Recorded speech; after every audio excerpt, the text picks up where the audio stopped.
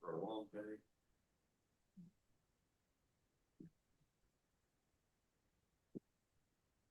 All right, we are on and ready to go. Dr. Newsom. Dr. Brian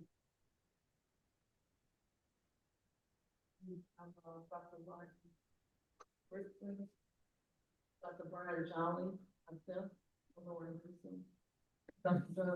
John staff, Brady staff.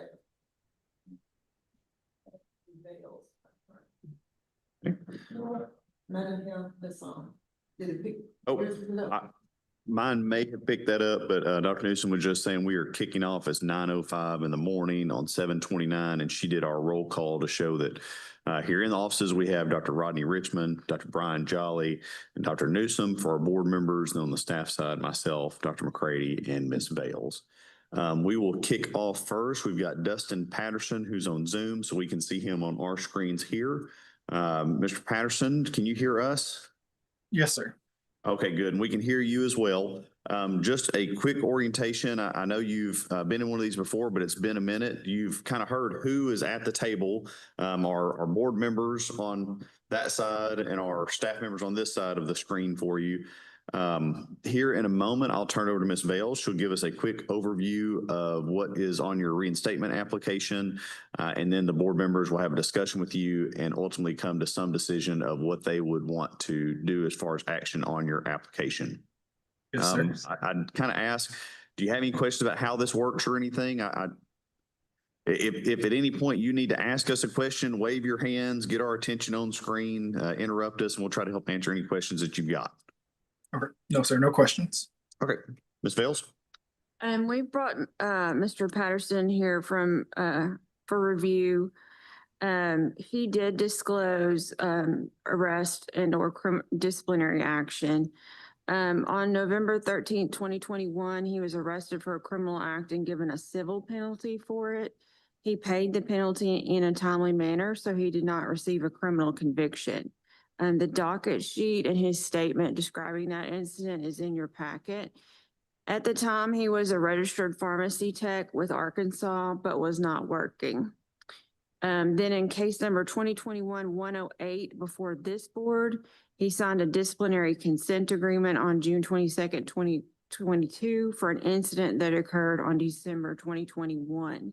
He was ordered to pay $250 fine to continue to see a therapist, provide updates, complete 12 hours of continuing education hours on HIPAA and vaccine administration. His license was placed on probation until December 31st, 2022. And at that time, he did not renew his license and it expired. He was licensed and still is licensed by the Montana Board of Pharmacy as a certified pharmacy technician. He became licensed there on May 3rd, 2022. He also has submitted which aren't in your packet, but he submitted medical records reflecting he's continued therapy. If you'd like to review those, I have them. Okay. How are you doing today, Dustin? I'm well, thank you. How are you? Doing good. You want to give us a brief summary of what happened In which incident? Sorry. on these incidences that got you in trouble with the law? Can you give us a brief summary, please? Yes, ma'am. I was in a very dark place and I was under mental distress at the time. And I engaged in inappropriate activity and I was arrested. And I now have, like she said, I've continued my therapy and I've gotten a lot better and more stable in my thought process. Okay, I noticed on your application that you're in Montana. So Yes. are you thinking about coming back to Arkansas, or what's your Um, plans? So last year I had 7 deaths in our family, like throughout the whole year. And then right after my mom broke her wrist. So I was just trying to prepare just in case I do need to come back. Okay, all right. Does anyone else have any questions? This gentleman here.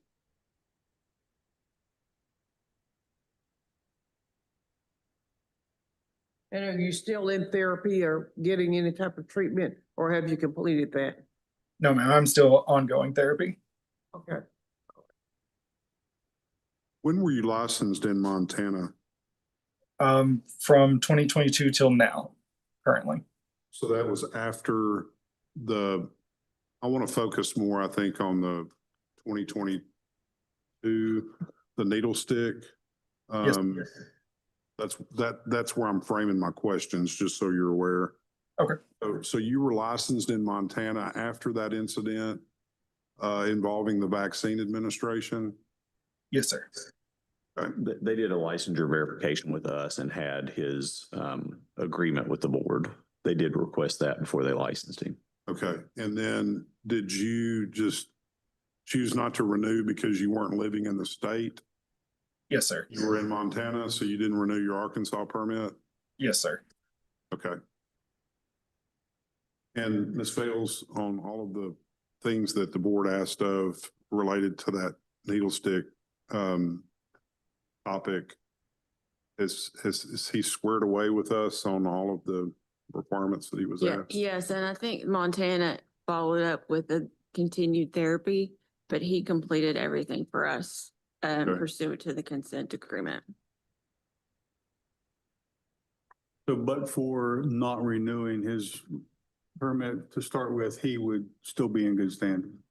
Well, we would have found out about that other arrest potentially, like he would have had to disclose that on renewal, and we might have brought him back in to discuss that, but no, you see it. It's, we don't know what level of concern you'd have about that. That's really the issue at hand today.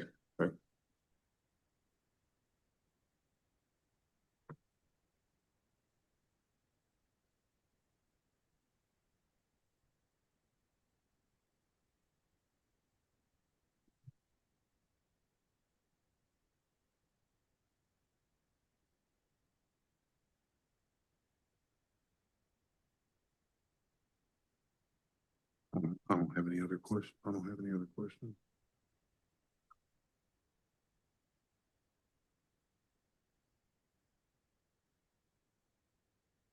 I guess I'll go ahead and ask Dustin, do you already have some type of employment potentially secured within the state of Arkansas as a pharmacy tech, or are you taking this as your first step and then you're going to?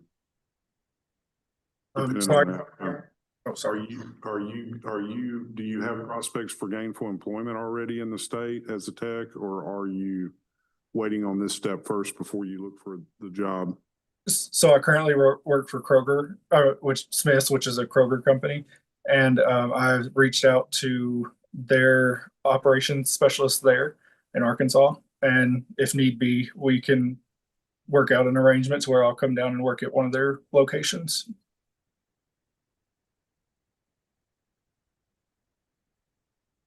I think I'm okay. Well, I'll go ahead and make the motion to approve the application for reinstatement. Second. Okay.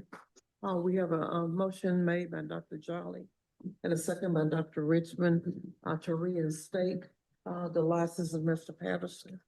All in favor of the motion signify by saying aye. Aye. Any nays? Motion passes. So you got Thank your Arkansas license back. Thank you so much. You're welcome.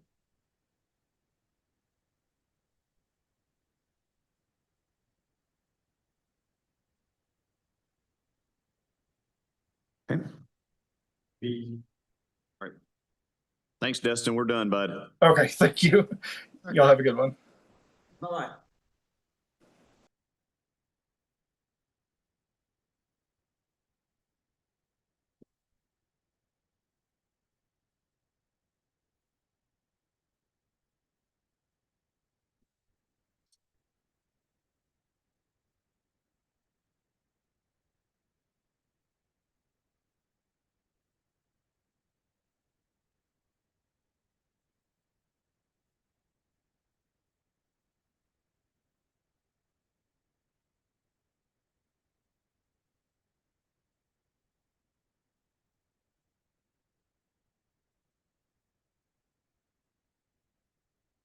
How are you doing, Ms. Beasy? How do you? Doing pretty well. It's a beautiful day somewhere. I'm John Kirtley. I'm the director of the Pharmacy Board. I'm going to tell you a little about who you are talking to today and kind of how this process works. On this side of the table, we are staff members here at the Board of Pharmacy offices. Myself, Dr. McCready is our assistant director. Ms. Bales is our attorney.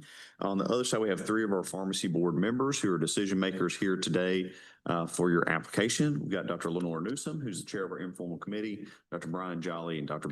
Rodney Richmond. In this, the board members are just now seeing a copy of your application, just like what you've got.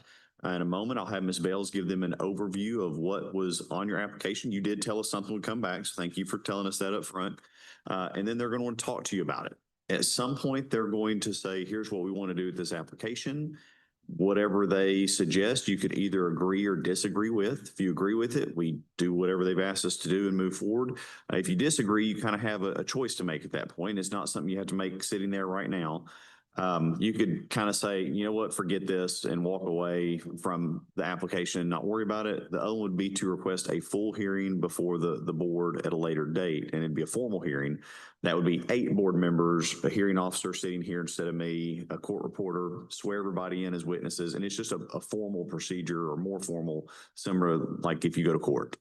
So I always ask, do you have any questions about how this works? No, sir. I went through it before. Okay, I thought so, but you know what? I do this a lot and I can't remember every time for sure if we did it via Zoom or if it was in person. In person, it was before COVID. Okay, So it was in person. well then you've seen it before. With that, I'll turn it over to Ms. Vales and we'll kick it off. And we brought Ms. Veazey in for consideration this morning. She did disclose arrests on her application. On March 5th or 6th in 2011, she was arrested and charged with hindering apprehension, a Class B felony. That charge was reduced to obstruction of government operations, a Class A misdemeanor. She entered a negotiated plea of guilty of that charge and was sentenced on April 23rd, 2012 to 12 months probation and to pay fines and court costs. Then on July 25th, 2018, she was arrested for domestic battering in the 3rd degree. And we don't have court documents in our application, but outside records reflect that it may have been null prost. There is a police report that was submitted. And the Board of Pharmacy denied her technician application when she appeared before it in 2018 based on her criminal history at that time. And so we brought her back in for consideration in lieu of that. Can I make a correction? I wasn't arrested in 2018. Okay. Yes, ma'am. Did you get charged with domestic battery? I didn't get anything. No, ma'am. Okay. Well, there's an issue with your record, Yeah, because but I don't have a conviction for it. okay. All right, how are you doing today? I'm fine with you. Okay, were you finished, Ms. Vales? Yes, I was. I'm sorry. Oh, okay, all right. You want to give us a summary of what happened back then? Which one? In 2018? Start at the top and come on down. 2011, I was with my child's father at the time. I had just had my 3rd child, Tiana. She was like 2 weeks old. Him and his sister's boyfriend got into it at their apartment. I don't know, I wasn't there. Next thing I know, his mom came to my house asking me to take him to Little Rock. I didn't even know what was going on until I was like in Pine Bluff. Then that's when he told me what happened. So by that time I called my mom and my mom told me right then and there, she's like, here, you're making a big mistake. And I was like, Mom, I'm just ready to get him away from me. I dropped him off at his friend's house. I went back to Monticello. And that's really what the story was. I didn't help do anything other than take him from Monticello to Little Rock. And I dropped him off at his friend's house. His name is Joseph Adams. Joseph took him to the bus station. I was not up here. I was back in Monticello at the time. In 2018, I was dating a guy. He stole my wallet. He stole my keys. I went to the school. I was angry because I didn't have no money. I kept asking him to give me my stuff back. He didn't give it back that day. He ended up giving it back like 2 days later. So I missed work. I didn't have no money to feed my kids. I didn't have anything. All I had was a house. So yes, I was upset. I don't remember hitting him. He said he don't remember it either because I still talk to him, but there was a police report. I never got charged. I never went to jail. I didn't even know there was a thing until when I came up here. Okay, have you,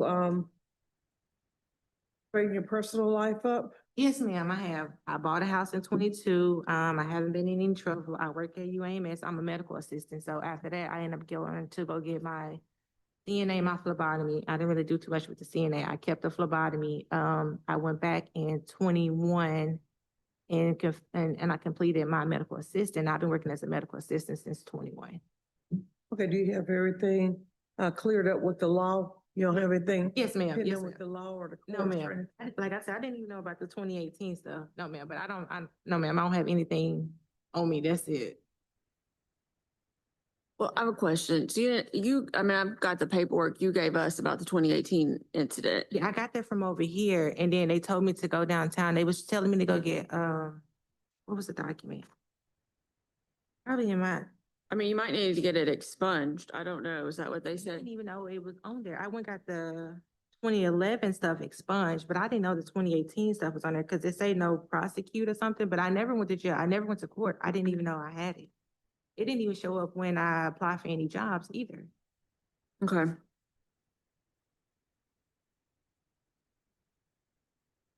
But I mean, I can go and go get this It's straight now. possible he didn't pursue the charges. I don't know, but I don't show a conviction for it.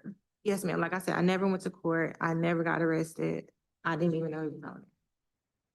Ms. Bell, did the board meet in 2018? Mhm.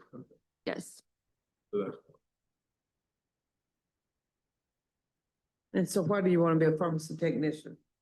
To expand my career, honestly, I want to be a nurse. But me being a medical assistant, I can't work 312s.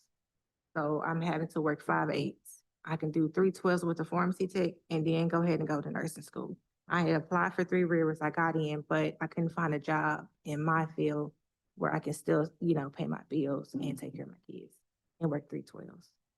So I was like, if I do a pharmacy tech, I can do 312s, go to school and still pay my bills.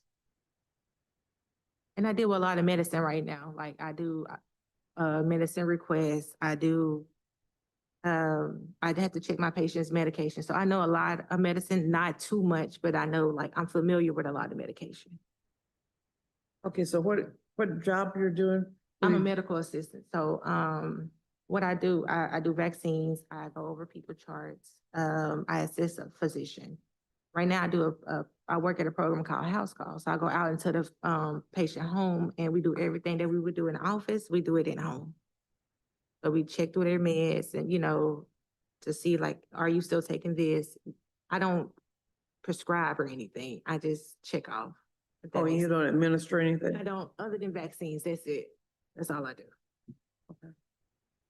Yeah, the house calls program is usually run by like residents and Well, in my case, it's actual physicians. We do have residents that come out with it. Yeah.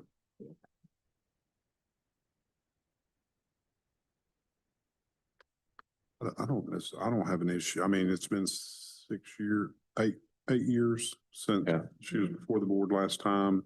She's not had any additional incidents. Proving it. So I'll make the motion to approve the grant the waiver on the application. Second. I have a, motion and a second, by Dr. Jolly and Dr. Richmond. Any further discussion? All in favor of that motion, signify by saying aye. Aye. Any nays? Motion passes. You'll get your license today. Good luck. Yes, ma'am. I do have.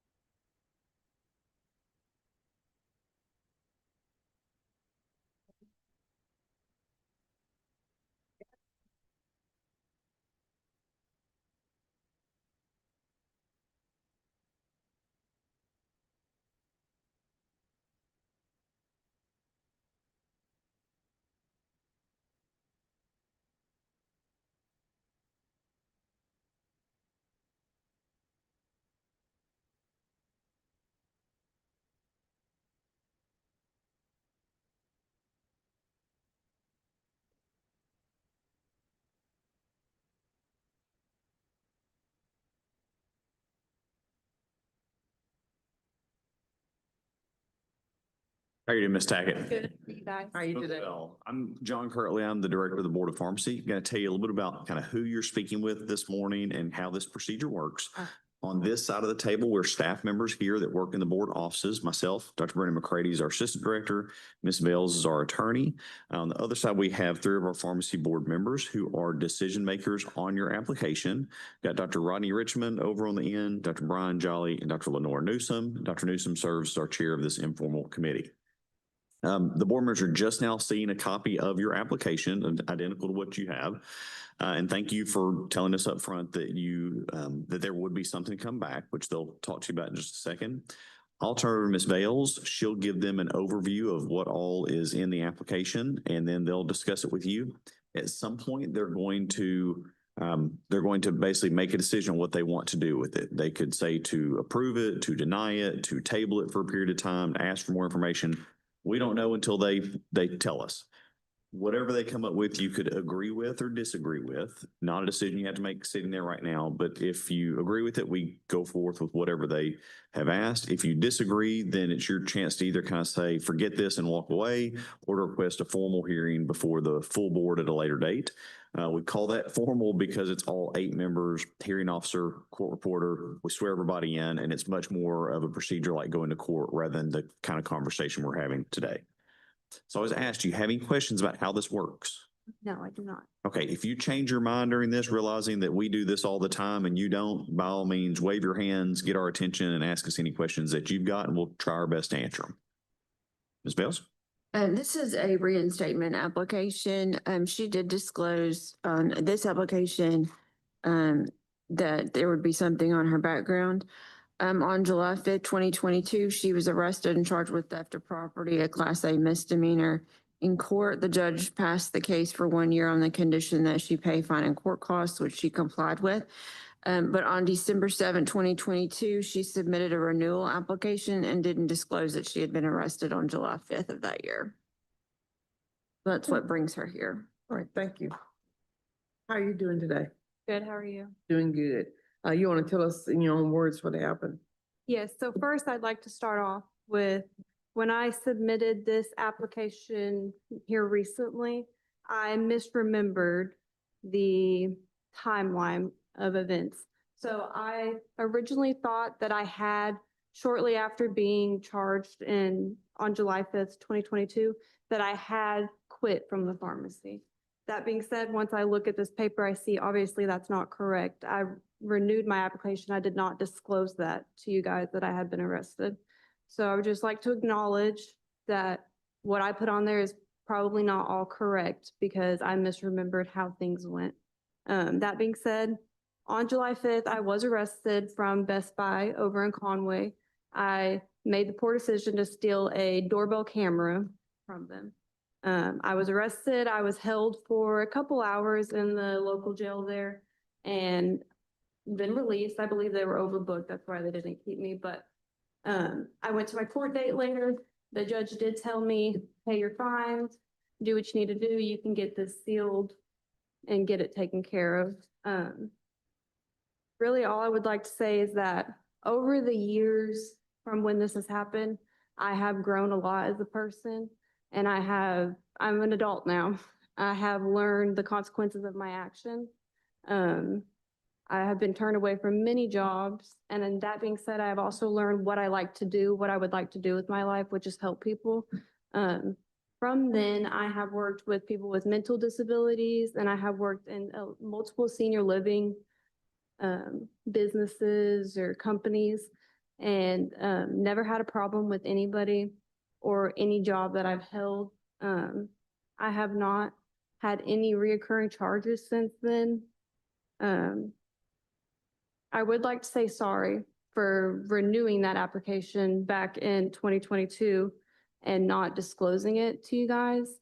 I think that at the time, I can't remember exactly, so I'm just speculating with who I am as a person, but I think at the time I did not know how to go about it. And I was nervous and feeling very shameful and embarrassed for the choice that I had made. That obviously does not excuse the behavior and not being honest with you guys. And I would just like the opportunity to move forward from that and show you guys that I am trustworthy and that I would be a good pharmacy tech now in today's date. Okay.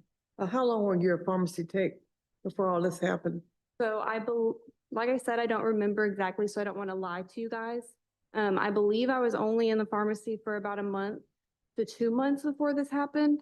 And then I think when I renewed that application, like I said, I don't remember exactly, but I was still in the pharmacy working for a while with this charge on my background that I did not disclose to you guys.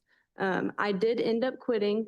I think once I got time to sit down and reflect on the choices that I made and how I decided to go about it, Sorry, I'm nervous.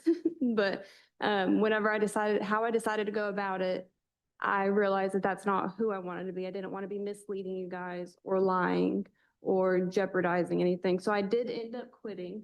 Like I said, I don't remember exactly. I tried to find the date, but I can't, and I don't want to give you wrong information again. So I think a couple months I was still there after my charge, but I did end up quitting because of that. Right, thank you. You have a question?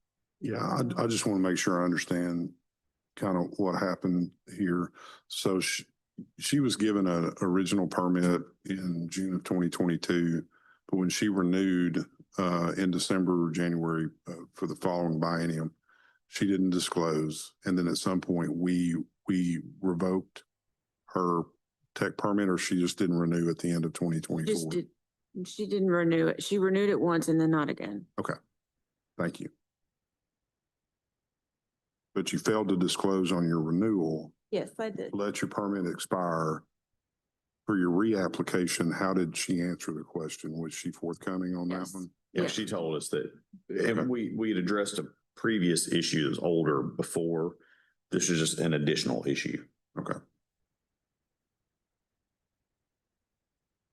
I would like to say that until I came in here today, I did not remember that I renewed that license in December of 2022. And if I had remembered that, I would have 100% disclosed that to you guys as well. I just misremembered how that went back then. But in doing this application for right now, I really did want to be 100% honest and forthcoming with you guys. So that's what I tried to do. And if I had remembered or known that I renewed it, then I 100% would have disclosed that as well. Well, I can't give you credit for being honest on your application. We And I would would. expect that of everybody. But it sounds like you've learned from this. Where are you wanting to try to work? Do you have any?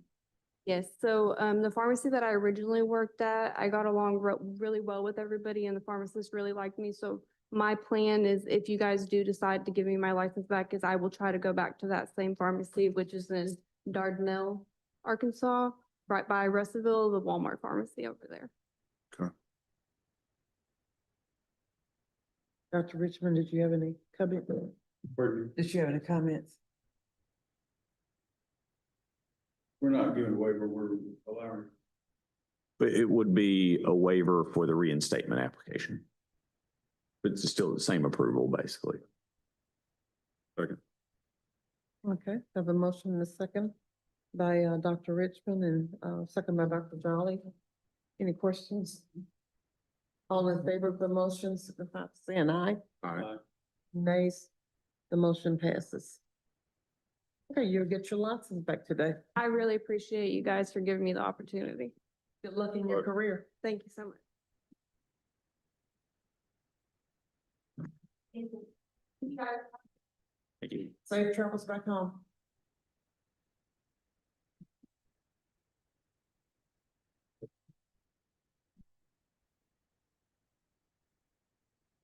Prayers.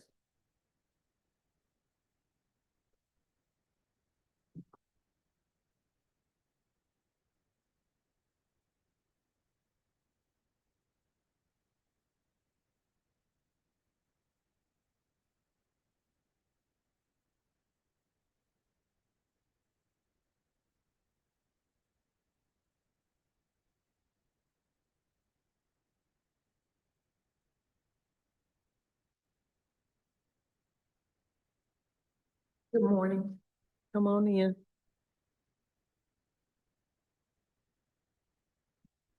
How you doing, Ms. Herrera? Good. How are you? Doing pretty well.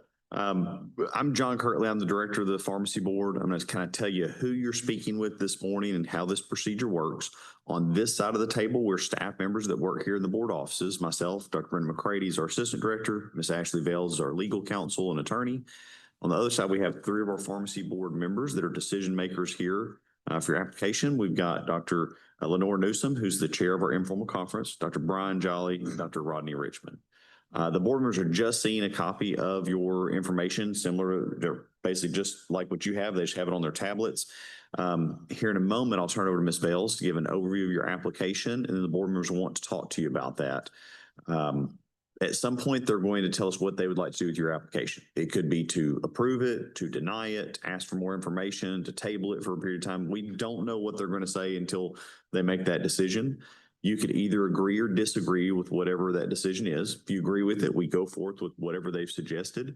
If you disagree, it's kind of your chance to either say, forget this whole thing and walk away, or you could request basically an appeal to have a formal hearing with the full board at a later date.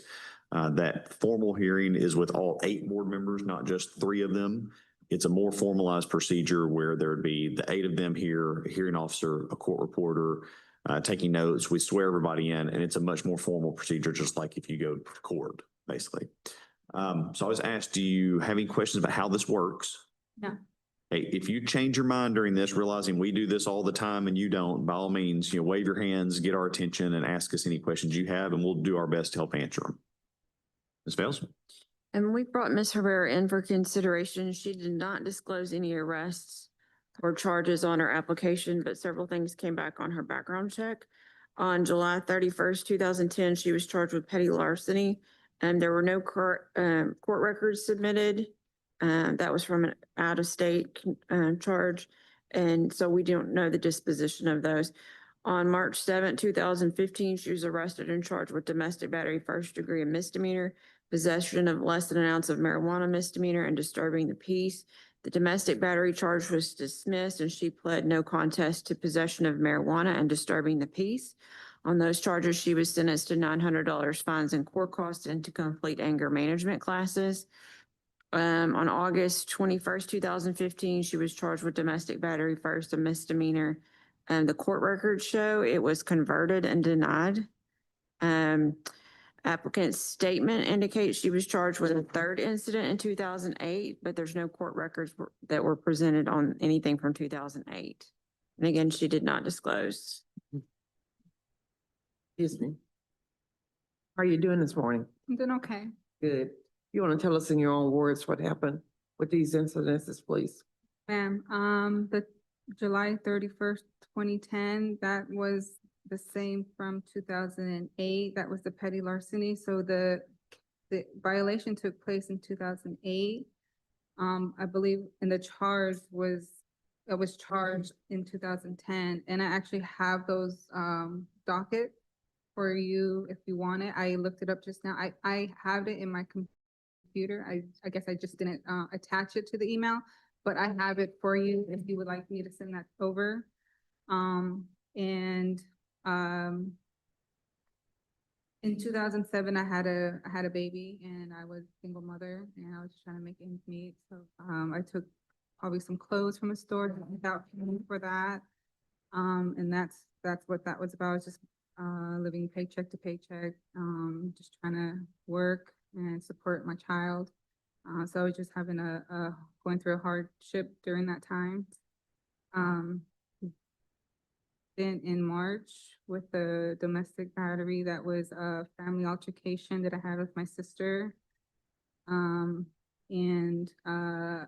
We had to get together at her house, and my boyfriend at the time, he smoked marijuana, and he just asked me to hold on to a little piece of his marijuana. It was either in my purse or my pocket. And I had it on me, and then I guess me and my sister got into an altercation. The cops arrived, and I got arrested, and I had that on me. It wasn't mine. That was what that was about. And then the charge in in August of 2015. That was a dispute that me and my boyfriend at the time had. There may have been some pushing and shoving. He called his mom over and she was the one who called the cops on us. It wasn't him. And so so he didn't press charges, so that was denied and dismissed. And you haven't had any other problems since then? Ever since then, no, we actually, he's actually my husband now. We had our first child just 2 years ago. We moved in Arkansas, in 2020, so we've been here 6 years now, and our lifestyle has changed significantly. Okay. So what are you currently doing? I'm working at the hospital. I'm a environmental services technician. I was a supervisor at first. I got pregnant and now I'm just PRN, came back part-time. And now that my daughter's 2 years old, I'm ready to get back to work full-time. Okay. And why do you want to be a pharmacy technician? Why do you want to be a pharmacy technician? I just feel that it has a lot of opportunities and growth in that field. And I just want to learn about medicine and helping patients. Thank you. Charlie or Dr. Richmond? So, I mean, these incidences happened 11 plus years ago. Why did you not disclose them on your application? I honestly forgot about these specific charges. I've had such a long streak of traffic violations, and that's what immediately came to mind was I had about maybe 10, 11 traffic citations.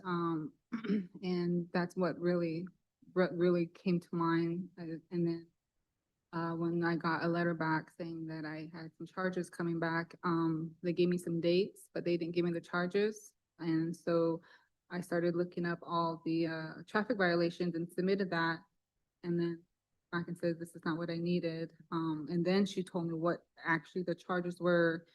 And that's when I started to remember everything that had happened, and I started searching for all the case work. And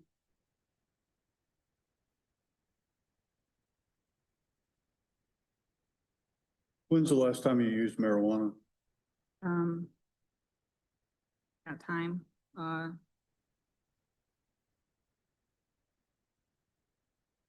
What time, I'm sorry? I'm sorry, 2015. I don't smoke marijuana. Okay. Yeah. Do you have a medical marijuana card? What does converted and denied mean? I don't know. That's Las Vegas, I think, was that conviction.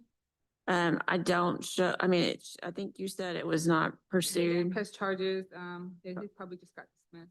Yeah, I don't have anything to refute what she's saying. But that's exactly what it reads on the court record.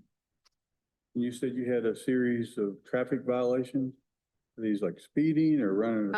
Just driving with no driver's license. And then I would have a fine on top of fines, on top of fines, and it just all accumulated that I couldn't afford to pay. So it just kept accumulating. And, so like improper lane change, signal, driving with no proof of insurance, stuff like that. It was just kind of accumulating, and fines got stacked on top of each other, and I just couldn't pay it off. And my husband, he said, this needs to stop. You're getting your driver's license, you're getting a lawyer, you're going to pay that off to get your driver's license back. And that's exactly what happened. And so you have everything is clear over the law? Okay, in the courts? Okay.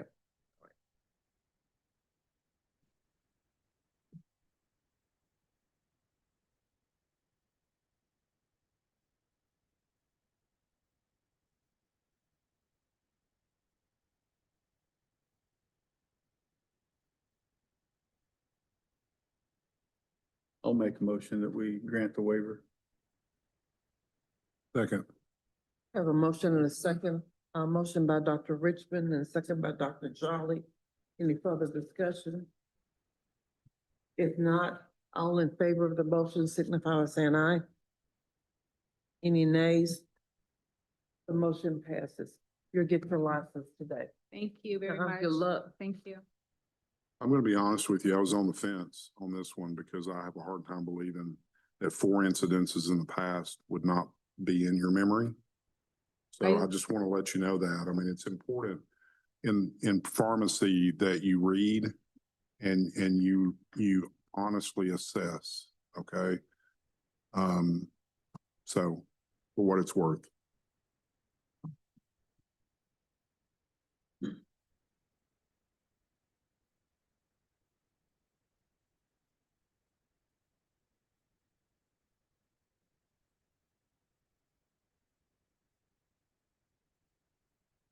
If I was ever arrested, I would know.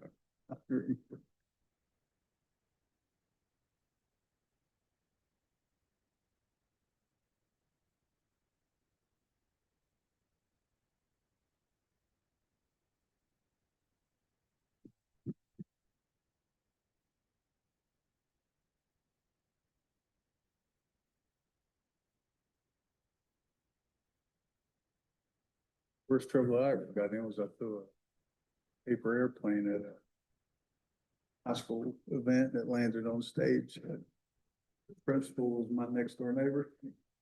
How you doing this morning, Ms. Tier? I'm good. How are you? You're good. It's green means go. So we're good on that. good. I'm John Kirtley. I'm the director of the pharmacy board. I'm going to tell you kind of who you're speaking with this morning and how this process kind of works. Okay. On this side of the table, we're all staff members that work here in the board offices. Myself, Dr. Brenda McCready is our assistant director. Ms. Ashley Bales is our attorney.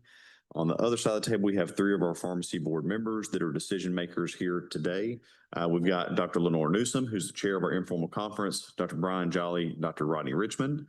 The board members are just now on their tablets getting a copy of your application, which is the same information you've got there in front of you.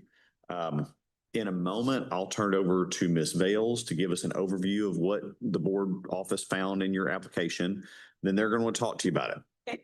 At some point, they're going to come up with what they want to do with your application. Okay. They could vote to approve it, deny it, ask for more paperwork, say they'll reconsider it someday. We don't know until they get to that point. Whatever they come up with, you could either agree or disagree with. If you agree with it, it's great. We go forth with whatever they've suggested. If you disagree, you don't have to make a decision right here, right now, but you kind of have the chance to either say, you know what, forget this and walk away from it. Or you could request appeal to the full board meeting or the full board itself for a formal hearing. Formal hearing is all 8 members. There'd be a hearing officer generally sitting here instead of me, a court reporter taking notes. We swear everybody in as witnesses, and it's just a much more formal procedure, similar to what you would see when you go to court. So I always ask, do you have any questions about how this process works? No. If you change your mind, realizing we do this all the time and you haven't been here, by all means, get our attention, asking questions you've got, and we'll do our best to help answer them. Okay. Ms. Bales? And we brought Ms. Tier in for consideration. She did disclose on her application that something would be on her criminal background. In summary, on February 28, 2006, she was arrested and charged with theft, over $50 and under $500. She entered a no contest plea on July 14, 2006. She was sentenced to a deferred sentence, 24 months of supervised probation and court costs. She discharged her probation on July 23rd, 2008. On July 28, 2006, she was arrested and charged with possession of controlled substance, namely methamphetamine in an amount of 4 grams or more, but less than 200 grams. On December 5th, 2006, she entered a guilty plea. The court entered a ruling, judgment of community supervision, state jail, felony sentence, suspended, placement on community supervision. That document is in your packet. And that order deferred further proceedings without entering an adjudication of guilt. She was ordered to complete 2 years of deferred probation, court costs, no fine, 120 hours of community service, an evaluation for drug abuse, drug education program, and attend NA meetings 3 times per week. That amount is actually incorrect. It was less than 1 gram. Well, that's the range. That's how they charge. Oh, is it? Yeah. Okay. Good morning. Did you have anything else? I had a quick question. So when, and I'm pulling up the DEA rule or regulation on this. So it looks like they put her on probation for the felony charge, but they may or may not have entered the finding of guilt, but she may have had to plead guilty, which also may invoke that. Sense. Yeah, another question. Let me look at the document though real quick.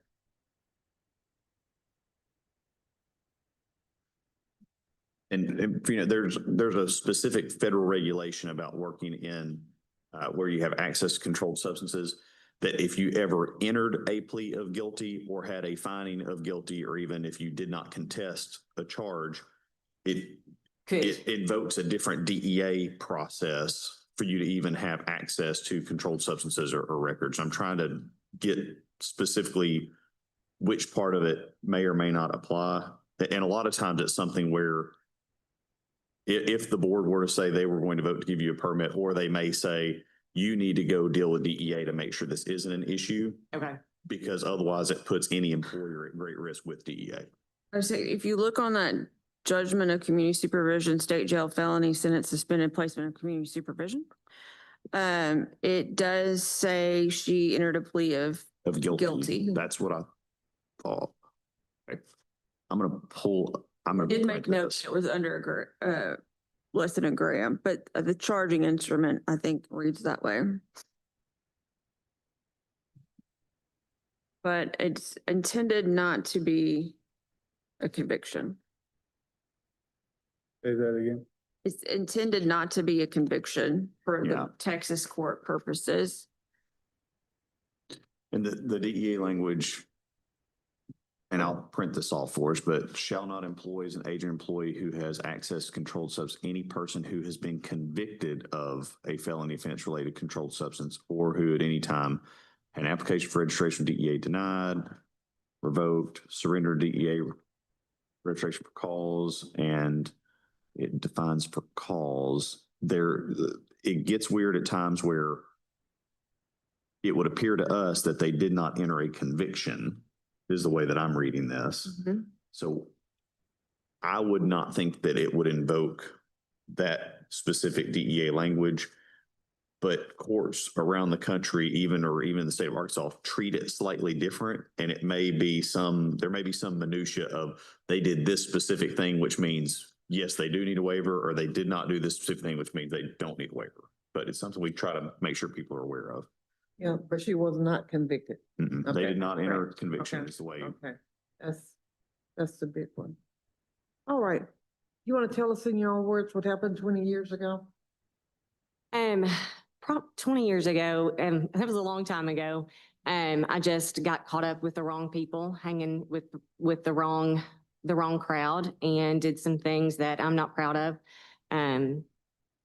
Can't take them back. I wish that I could. I wish that I could go talk to that person I was and tell her, make better decisions. But all I can do is be a better person moving forward. And I try to help. I'm involved with the youth group at church, just trying to be a better person and do better than that person 20 years ago, and be the person that I needed in that difficult time. Okay, what made you decide you want to be a pharmacy technician? I love helping people. I've worked in veterinary medicine for a while, and I just decided to change, and started working at Westside Pharmacy, and I really enjoy it. I enjoy helping people. I enjoy problem solving. I enjoy I enjoy working with people and helping people. What kind of things do you do at Westside? I'm a clerk currently, so check people in and out, work the drive-through window. I'm actually the lead clerk, and so I just kind of schedule people's lunches, do all of those things. But just right now, I just check people in and out and bag medicine and ring up deliveries, all of those things. Where was that at again? Westside Pharmacy, In, South Street in Benton. oh, sorry. Yeah, got you. I'm with you now.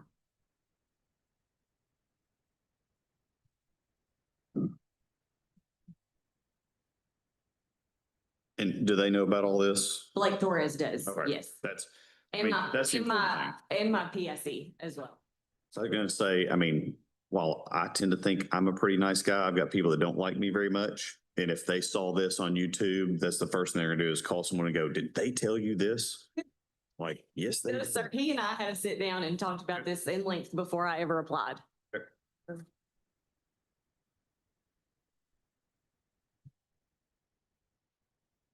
I don't have any, I mean, it's 20 years ago.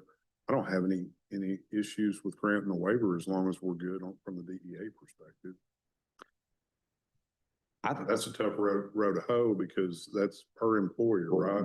The way that we would generally read this, and it stapled, we were about to pass you a copy, like, I don't think it trips that wire, but you could very well, like, we can hand her a copy of it and say, you need to have this conversation with your employer. So that they are also aware, and then it's up to them if they chase that any further. Yeah, I would. We don't think it trips it because they specifically say they did not enter the finding of guilty. Or they did not enter a conviction. Yep, they waived it. But sometimes, like I said, there are some weird technicalities where if they did enter a plea of guilty and then reversed it later or expunged it or something, it may invoke it. But that's a DEA issue, not a us issue. Right. I mean, for us, if it says it did not have the conviction. Okay. Well, I would recommend that we give her a copy of this and, have her show it to Dr. Torres. I'm assuming he's the pick and the pick there, whoever. she needs to He's tell the to. primary owner. Jennifer, Portillo is the. Yeah. Is the PSC there. Yeah, but he's more likely the actual registrant. Okay. Which is the important part. Yeah. I'll make a motion to approve, grant the waiver. Okay, we have a motion on the floor by Dr. Jolly and a second by Dr. Richmond. Any further discussion? If not, all in favor of the motion signify by saying aye. Aye. Any nays? The motion passes. You get Thank your you. license today. You can have my copy. Oh, there. One of Okay. the, we got one over here. You got one? Okay. It's stapled weird, but that's just the way the printer does. You.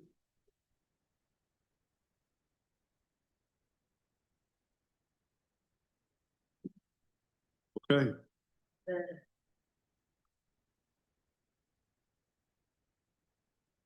I'm, 10:45. 10:45. Well, no, I'm As well. No, I'm working on The council? getting the handout that I had for you guys. There it is. Is there anyone that we could call to show up early? That's what I'm Okay. doing. Oh, that's what you're saying. And I think Sorry. they're gonna be able to, we told them since both of them have been here before on similar issues, we could get them by Zoom. Okay. Okay. I know that Leland's trying to do cross coverage and I think they had somebody else out, so he was trying to figure out somebody to get here. So I'd offer to them, let me see if they are available now. Can we take a quick break? Yes, well, I'd have them for 10:15. If you want to take like 10 minutes, we can come back. Hey.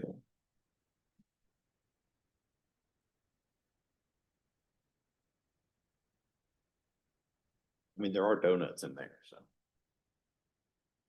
Oh, yeah? Okay. Yeah.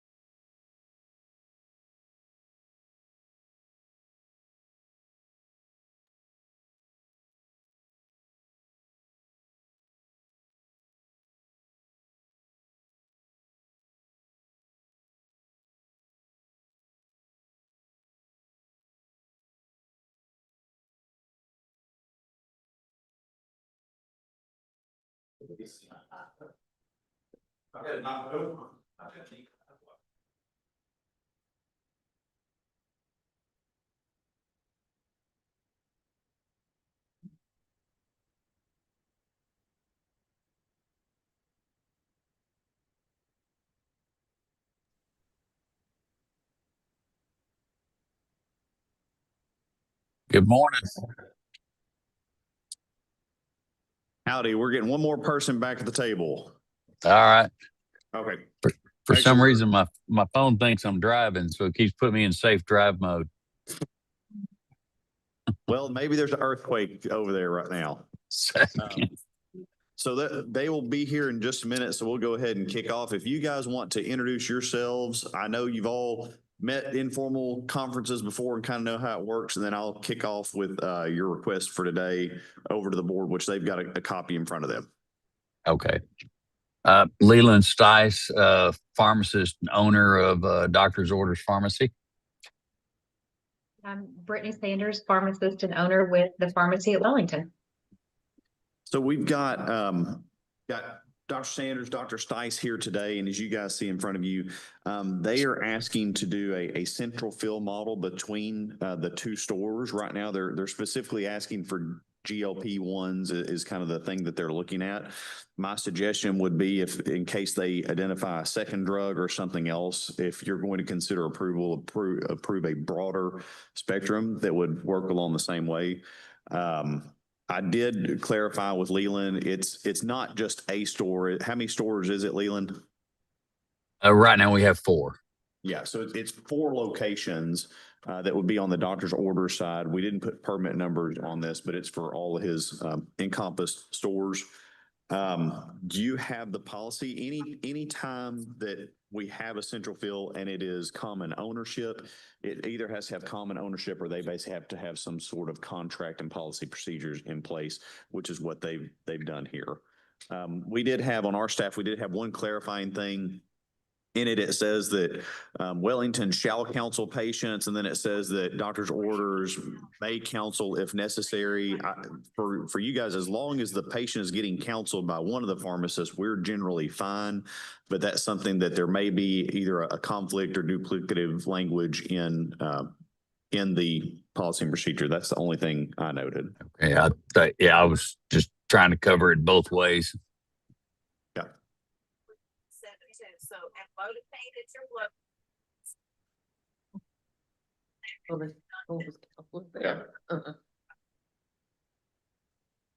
Did y'all have any questions of us? cholesterol. I don't know. How are you guys transferring it back and forth? Leland, is that something you're just doing from Little Rock there or common? Correct. Care?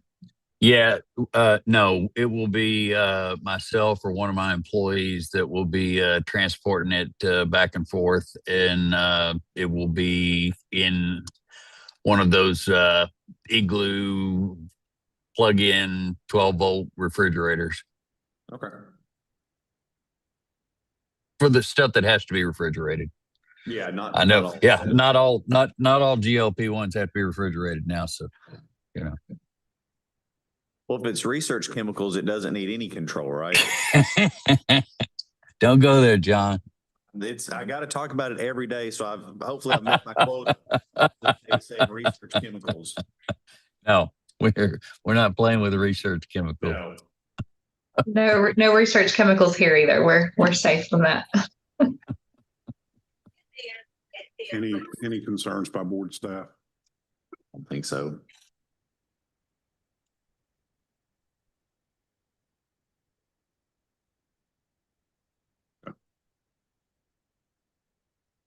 So we're approving remote order entry, right? No, central fill. I'm sorry.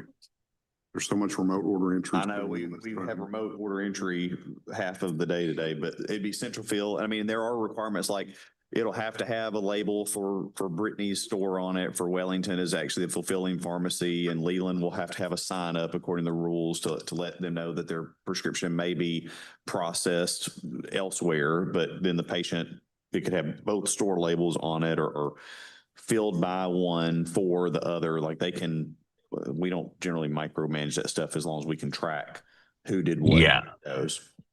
So.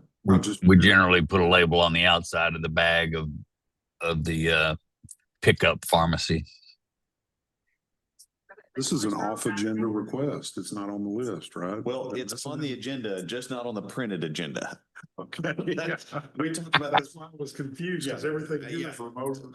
Miss Bells told me, she goes, "Oh, I didn't print the agenda that had that on it." And I'm like, well, let's try to move it up anyway. So.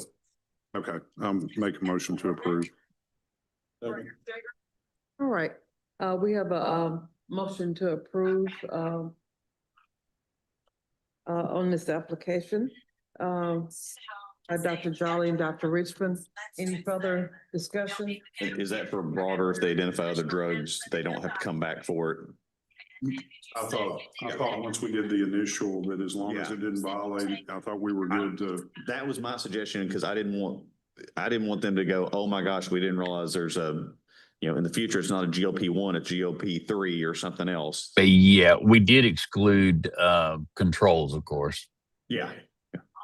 I did hear the GLP-3s are going to be research grade. They are right now. We're seeing Here, I them. got one in for you too. Yeah. Okay, any further discussion? All in favor of the motion signify by saying aye. All right. Any nays? Okay, your motion passes. Appreciate it. Thank y'all. All right. Yeah. Thanks, Very guys. much. See you later. All right. Bye. So we will try to see if any of our other folks might be, because most of them are traveling. We'll see if any of them are arriving a little bit earlier. If they show up, we'll pop back in to stay as ahead as we can. Okay. Until then, we got a break, get some more time back. Okay. Right. Thanks.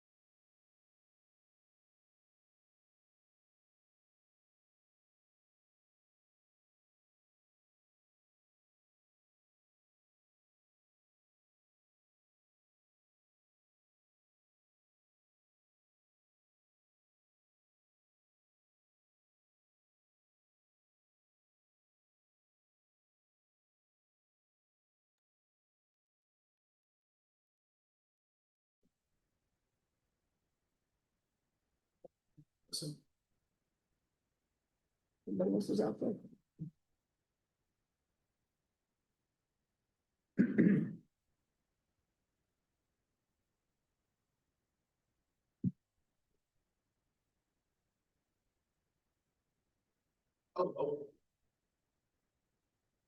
Yeah, we're, yeah, so.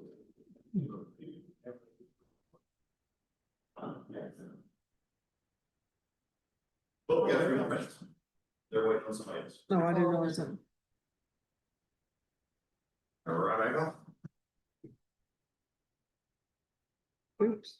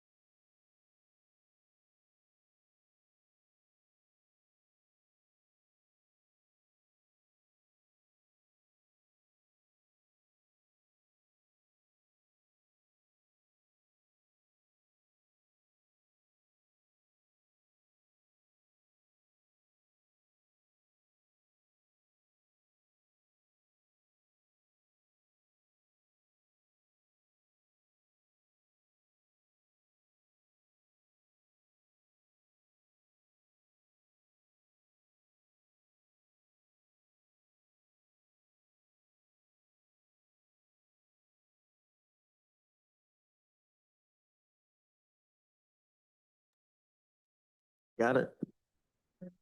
I'm doing well. How are all you? Good. Hey, Dr. Richmond.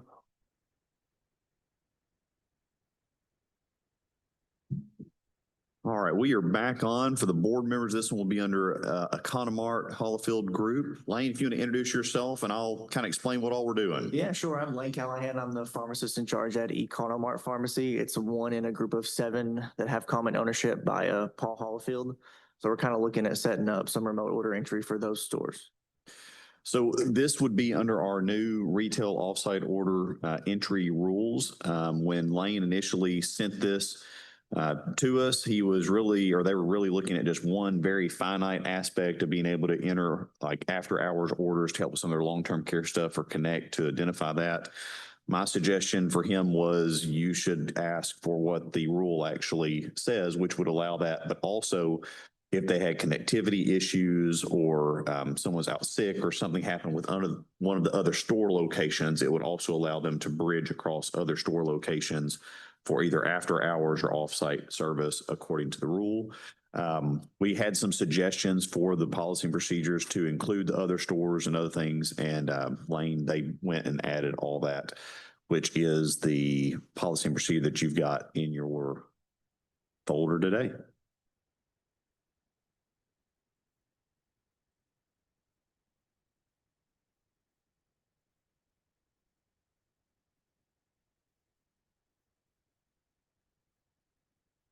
Lane, I think you guys do you do emergency kits just out of one of the stores? Yes, just at one. And that was what we originally asked for. Yeah.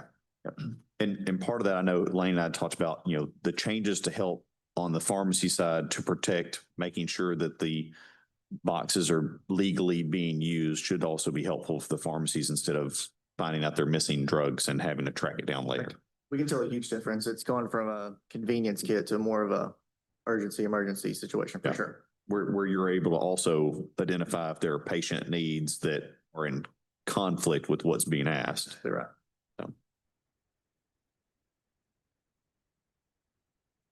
So the board had indicated that they would consider applications for basically an introductory potential approval for offsite order entry, because I think, the board wanted to see exactly what was being asked and who was going to use it and how they were going to use it. So we have 3 entities on the retail side today that we had gotten applications for various things. This one is a common group of stores within the state of Arkansas that could have used the old system, but the old system that we had would not have allowed that like after hours entry into the system to help screen for issues with a prescription. They would have had to go directly to the store for that. Other examples that we've had several pharmacies give us is, if you've got a pharmacist who is pregnant and has to have bed rest, they're unable to be in the store, but this would also allow that pharmacist to help with at least the offsite order entry while they were unable to physically be in the store. If somebody's sick, COVID happens again, with secured connection. On yours, as I recall, I think you and I talked about it, you're on Pioneer. Yes. So it's cloud connected, not Exactly right. on the physical device. So you have to have a secure connection to get to any of it. And even if the laptop or anything else is stolen or lost or anything else, there's no HIPAA information directly on it since it's all cloud based.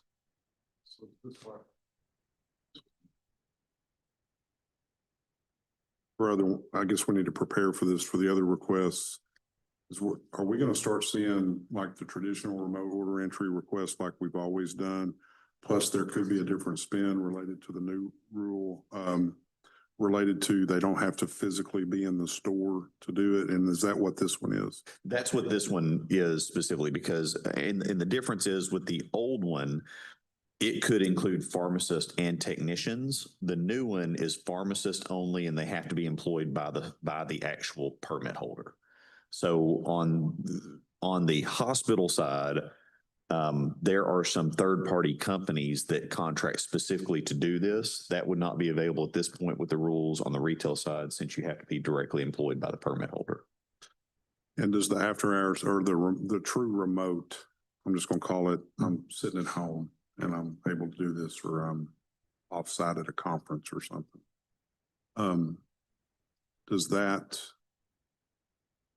Is that part of this as Yeah. well? Okay. So this is, with this approval, and especially when you're dealing with long-term care, you're going to have another example today that would be dealing with like home infusion, but two of the three, it's largely around assisted living, long-term care. If you get hit with that stuff, it is urgent. And if, you know, if Lane's on call and it's going to take him 20 minutes to get to the store, 10 minutes to get it opened up and the computer's fired up, you just went from a 30-minute delay to how fast can he get his secure device with a secure internet connection to get it pulled up and look at it right then to either, you know, receive, process, and clear that script for the emergency kit, or to determine it's something that could not be served by the emergency kit, and, you know, get it processing so that when he does get to the store, he's already that far ahead on it. Is the offsite, like from the home or whatever, is that only permitted after hours, or could that be used during office hour, during business hours as well? So it could be used during business hours, but part of the rule states you cannot use this to cut staff. Yeah. So that, I mean, that's part of it. If he did it and then next week someone, you know, decides that they're going to be the whistleblower and go, yeah, Dr. Callahan came in and got that approved, and then he cut 2 pharmacist shifts. Well, he's going to be right back in before the board going, you can't cut staffing. Now, given their examples, if you have a staff member, and I use pregnancy because it's something that, you know, I've seen in my own house where, you know, my wife was a pharmacist working in a facility, and when she could not go to work due to a pregnancy issue, like, well, he didn't cut staff, or that store didn't cut staff. She literally just can't go, or there's a snowstorm. So there's a snowstorm, an ice storm, and you can't get to the store, but you could log in because you know, where I live, there's a giant hill and you could walk down it, but you can't drive down it. They would be able to pitch in that time. And you guys have looked at the policy and you don't have any concerns? It's I didn't. We actually suggested he expand it.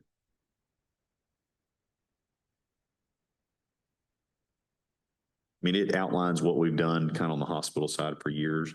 I mean, and to your point, Dr. Jolly, like, there will be more, the other term that people like to use is workload balancing. I think that for, you know, when you've got 7 stores, if the internet connection's not working well at one store, or something happens and you're shorthanded one day, with this approval, he could still do the store-to-store workload balancing to help another store that, you know, some days the one you think is busy is dead, and the one that generally isn't doing much just gets covered up. Well, they could help each other store to store at the same time.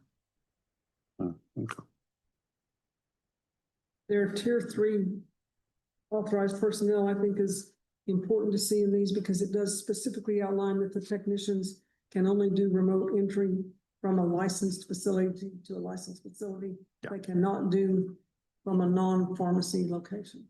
Yeah. So technicians cannot work at home in Arkansas and work as a technician and do remote order entry. Not under our rules. And he's outlined that on page 2, I think, or no, sorry, page 6.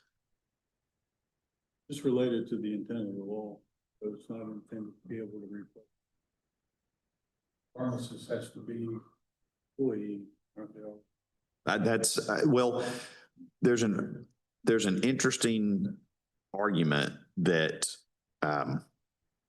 you're not able just to say, well, we're going to cut from 5 pharmacists in the store to 2. So I think it's staffing on site as well as overall staff, but that's part of the way the board, when we were drafting this, said, no, we want to be sure they are a direct employee, because there's more control over the direct employee, especially when we expand this to retail.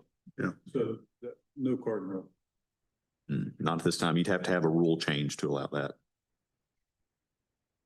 That is allowed for hospitals for after hours, but Yeah. to contract. Yeah, when they're not open. And some of that is because hospitals have limited hours of coverage, especially on critical access and stuff. Yeah, it's a 24/7 operation. That has long-term care. on-site 20 hours. Okay, I'll make a motion to approve. Second. Motion and a second, to approve, off-site order entry for PharmBd, pharmacy group.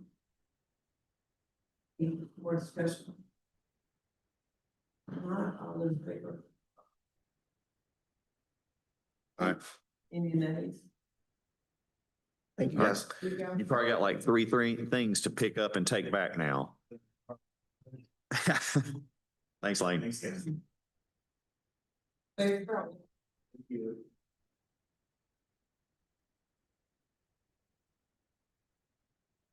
Got anybody else out there yet?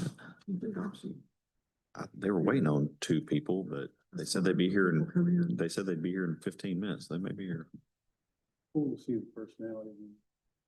Oh, I know. Very confident. Oh, he's a smart guy. He's good. Yeah. When we were working through, I mean, this is on public record, I would say it to his face. Like we were working through some of the nursing home stuff. They are one of the independent pharmacies that actually do emergency kit stuff. And like those rules, I think have made his life a lot easier to be able to say, instead of arguing, well, the DEA is not going to look like, no, like this, we have to do this. We've been trying to tell you we have to do this. So I think it's worked pretty well. He's from.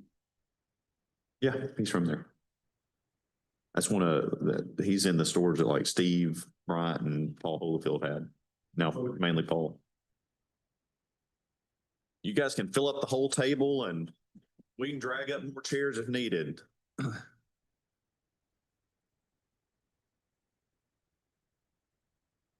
And if you hit the push button and it's not meant to be a trick, but you just press it and release it, that'll turn from red to green, which means go for us. On the mic. Yep. I'll get you guys, and if we get them green, you can put both of them on. You're good. There you go. All right. If you guys want to introduce who all you are, the board members have, it's under option care in our attachments. We've got a few pages there. I think it's an 8-page document. Introduce yourselves. I'll talk just a little bit about kind of our procedure here. All right, I'll kick us off. Good morning. My name is Wendy Richardson. I'm the Regional Director of Operations with Option Care Health. Oversight of Missouri, Kansas, Arkansas, Nebraska, and Iowa. With me today, I have my Regional Pharmacy Manager, Dana Busher. I have our Pharmacy Manager in our Jonesboro Pharmacy, Nicholas Bird. I have our Director of Compounding Services, Glenn Gard. I think I butchered that. Sterile Compounding and Pharmacy Compliance, apologies. And I have our Legal Counsel, Mr. Rick Merrill, down at the end. Okay, so I'm John Kirtley. I'm the Director of the Board of Pharmacy. On this side of the table, we are staff members, full-time employees here in the board offices. Dr. McCready is our Assistant Director. Ms. Vales is our Legal Counsel. On the other side, we have 3 of our pharmacy board members. Closest to me, Dr. Lenore Newsom, who's the Chair of our Informal Committee, Dr. Brian Jolly, and Dr. Rodney Richmond. Just to help kick this one off, which we often do, the board members are just now seeing the standard operating policies and procedures. Option Care had sent these to us. And as I recall, we had a couple suggestions, which we sent back and Option Care updated for that as well. In this one is a little bit different because part of their request is they have 3 locations, or they had 3 locations in the state of Arkansas, 2 of which were closing in the central Arkansas corridor, which shunted a whole bunch of their home IV business to the Jonesboro location. A large part of their request under the new rules that would allow Arkansas pharmacists to do this, whether they were in a store in Arkansas or not, is that they would like to be able to help prop up and give extra help on the offsite order entry side for the Jonesboro location, as it is getting inundated with more of the infusion prescriptions that were previously filled in central Arkansas. As I think all our board members know, we do not have very many home infusion locations throughout the state. So anytime one of them changes, closes, has a temporary issue with their clean room or anything else, it does really squeeze the balloon in other directions. So that's kind of my overview, and I'm sure they want to have the other 2 locations are closing. Where's the remote order entry coming from? So the closing locations were here in Little Rock and our lease was not renewed. So we did attempt to support completely in our Jonesboro pharmacy, but we're currently facing some pharmacist staffing challenges. So the request is to interimly support them with our Arkansas licensed pharmacist that sits in our St. Louis, Missouri pharmacy. from a remote processing perspective. The original intent was to attempt to retain some of the Little Rock pharmacists.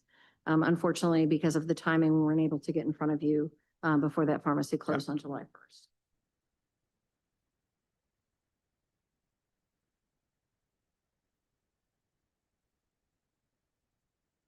So what questions do you guys have about this?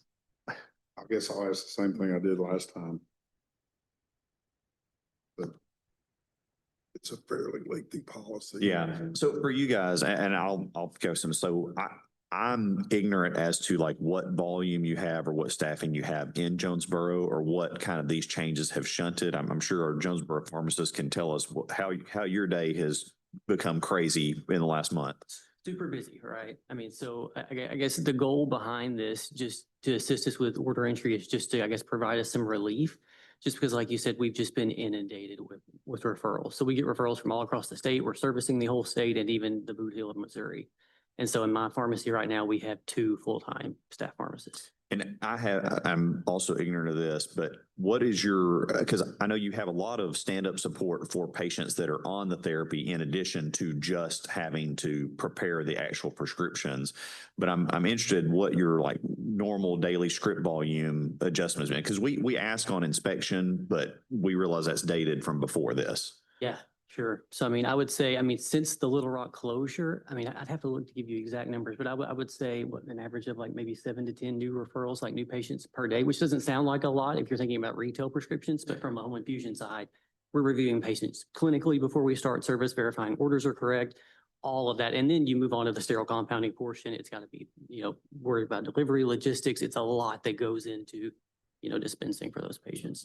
And from a current active census, we have over 300 infusion patients on service and over 500 enteral. Okay. And that census continues to grow every day. So in order to continue to provide safe and appropriate care in the state of Arkansas, we really need to be able to support them through the growth while we recruit and hire. We have 3 open positions for pharmacists. So if you know any pharmacists, send them our way.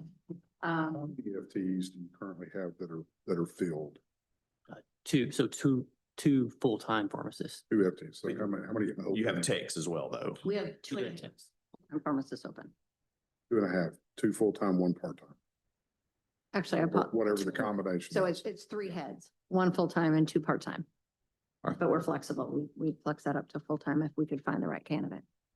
And we're tripping over each other. What's your support staffing there? Yeah, so we have 3 compounding we actually just lost 1, down to 2 compounding technicians and 3 clinical technicians. Okay. And are you 6 days a week, 7 days a week? So we are 5 days a week, Monday through Friday, 8 to 5, but we're also on call 24/7. So. And they've already gone through they have several licensed pharmacists that are not in Arkansas that do have their Arkansas license that would be able to help prop this up in the interim. So if this is approved today, are you still going to try to backfill your 3 open positions? Absolutely. 100%. Not going to close those down? No. If you guys know of anyone, please send them our way. Yeah, those are pain. And Those 2 stores, but all on the same time. Right, was closed. Was that the question? From a time perspective, there wasn't sufficient time from the notification of the lease termination for us to stand up another clean room. Yeah, but they didn't choose to close. It's, you got to move out of the rent house by X date. And with a sterile facility, you can't even rebuild it that quick. Right.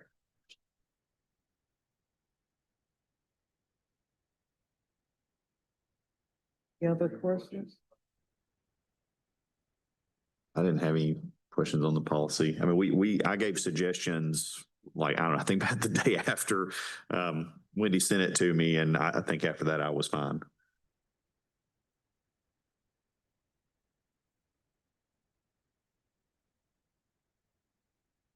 What are we approving? Basically just Their ability to do remote. utilize the new rules for offsite order entry for pharmacists, whether they are in Arkansas or from another location, as long as it's a licensed pharmacist. Are we explicitly approving the policy, or is that inherent? I think their policy meets our criteria, and we would have it on file of you are approving their request as presented.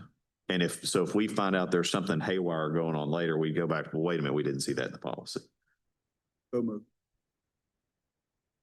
One second. Okay, on option care health, we have a motion by Dr. Richmond and a second by Dr. Jolly.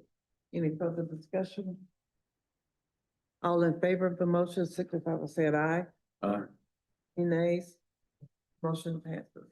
So I'll ask, have you guys posted the job on like the Arkansas Pharmacist Q&A Facebook group? I think I saw it. I have a couple different times, and also Okay. my other pharmacist, she's posted too, Oh. just to get it out there a couple different times. But I will say lately, it does seem like I've seen more and more pharmacist openings on the page. Yeah, there've been several in the last, Yeah, I it's- was gone for a couple of weeks and came back and I don't know what happened. Yeah, but they're openings everywhere. popped And I up. think that's part of what we're facing, is Yeah. just maybe not enough supply out there. Yeah, well, I mean, we're getting test results from new grads like every day right now, so. Okay, that's Send good. them our way. Yeah. I know. And we've reached out to UAMS and Harding to just to pass the word along, that we've got openings up there. When you get a mailing list, of course, from us as well, that Okay. shows all the licensees, because I mean, it surprises me at times, the people that I look at and I'm like, wait a minute. I know we had someone here, not pharmacist earlier today, they're like, oh, well, I had a baby, but now that my baby's X number of years old, I'm ready to go back to work, and they don't have any idea. Yeah, if we could get the mailing, that'd be awesome. I do have one qualifying question, if I may. In the event we find we need to expand this to another one of our pharmacies within the option care space, what was that process look like? So if it is, I'm gonna cage this two ways. I consider this to be approval that the pharmacists that are employees directly of Option Care, even if they're at another site, can now help you with the offsite order entry. I would not limit that to just saying, like, you had one in St. Louis and one in Springfield, Missouri. Like, to me, that's just saying, oh, they're also located at this other site. I would not have any problem with that because they have to have an Arkansas pharmacist license. That is the way we've done it with hospitals in the past. If you had a new location here, then we would probably ask the board, hey, we have another location in Arkansas that is the brick and mortar that is trying to utilize that. And we would get generally board approval for that aspect. But if you've got, like, if you're gonna, hey, we found a new place, we're gonna build it and we're gonna lease it, like we just say, let's just front load this. And with your application, we'll go ahead and get it on the books that you're going to try to request that, so we can get that in a timely manner at our next board meeting to say, hey, we've got a request for Option Care. They're building a new pharmacy. Once it's up and going, can we also have that Arkansas location approved? Excellent. Thank you for clarifying that for us. Sure.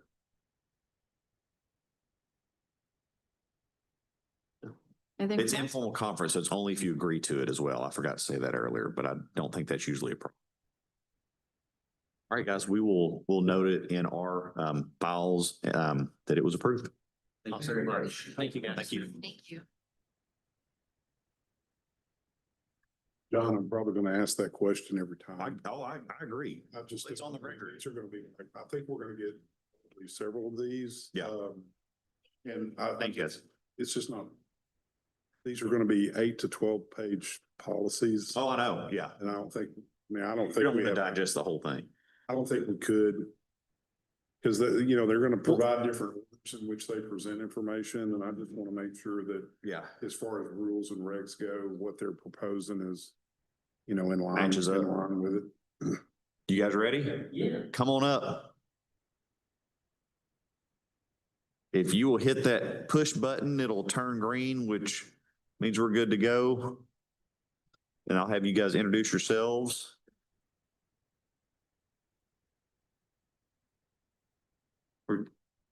Okay.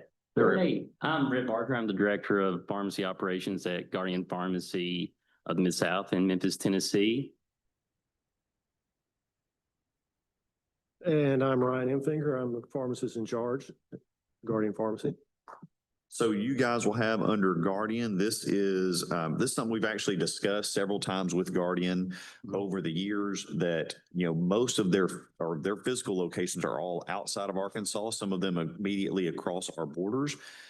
Guardian specializes in mainly long-term care assisted living. Correct. For the most part of Yes, sir. what it is. And with assisted living, one of the things that we've seen repeatedly is that assisted livings are more and more wanting to have a connection where when a prescription gets to the pharmacy and the pharmacy inputs that can also load directly into that EMR system. So it is a mirrored, interconnectivity thing. Guardian has not been able to take advantage of that in the past because we have not allowed offsite order entry over the state line. Had they had a location in Arkansas, they would have just had to shunt all of that to Arkansas to do. So Guardian's purpose, or as I would say, largely in their request to take advantage of offsite order entry, is so that they would be able to be approved to use systems that the board has previously approved in those assisted living centers to have interconnectivity and even two-way communication instead of having to do everything by fax, phone, email, or something else. It would frankly be a safer system. Guardian has spent a good bit of time making sure that they have the pharmacist with their Arkansas license. You've seen their pharmacist at our last 2 or 3 meetings that we worked through this rule change for over a year to be sure that once it would be a potential allowance for them, they already have their folks licensed in order to do that for Arkansas. Correct. And I would say just about it, I want to clarify just one thing on that. It's not instantly in their system. Sure. Yeah, they still have to accept it, but it's instantly interconnected. Correct. So it makes it available instead of them typing in the MAR what they think it is and the pharmacy typing in what they actually have off the script. It can send it to their system where, and we've seen different systems do it different ways, but then the facility can accept that as basically the EMR of record of what the specific language is for that prescription, so it matches. Yes, sir. And the system, you said different one. What are your main EMR systems? I imagine Point Click Care is a big one. Point Click Care is a big one. I think the other ones that are approved over here, because we always, when we speak to them, we ask them, have you appeared before the Arkansas board to make sure you're approved? I think Alice is one. Yeah. I think that, trying to think of the other one, a few more off the top of my head. Point Click Care, Matrix Care, possibly. Yeah, we got Matrix. Let's see. AccuFlow. I think actually Point Click Care and AccuFlow. I think those are the biggest Those two are the that we see. biggest two in Arkansas. There may be some other ones that are approved smaller, but I can't remember their names off the top of my head right now. Well, and the good news is, I mean, as you've stated, you make sure they've got an approval letter from us, and we try to maintain a list, but we don't hear that a whole lot. And then all of a sudden we'll have 3 months where we hear it 15 times. Correct. So.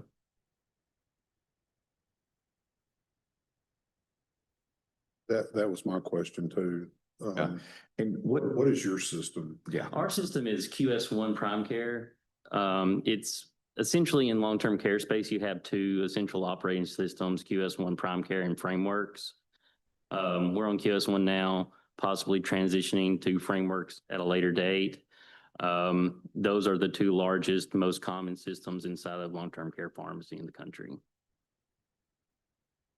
We have some like mom and pops more so, or smaller scale, that will use the long-term care modules for like Pioneer or something, but they still have to meet all the HL7 framework interconnectivity stuff for long-term care. Correct. These systems can interface with more than one pharmacy at a time, as long as that pharmacy's operating system has interconnectivity with the said EMR. It shouldn't limit anybody or anything like that.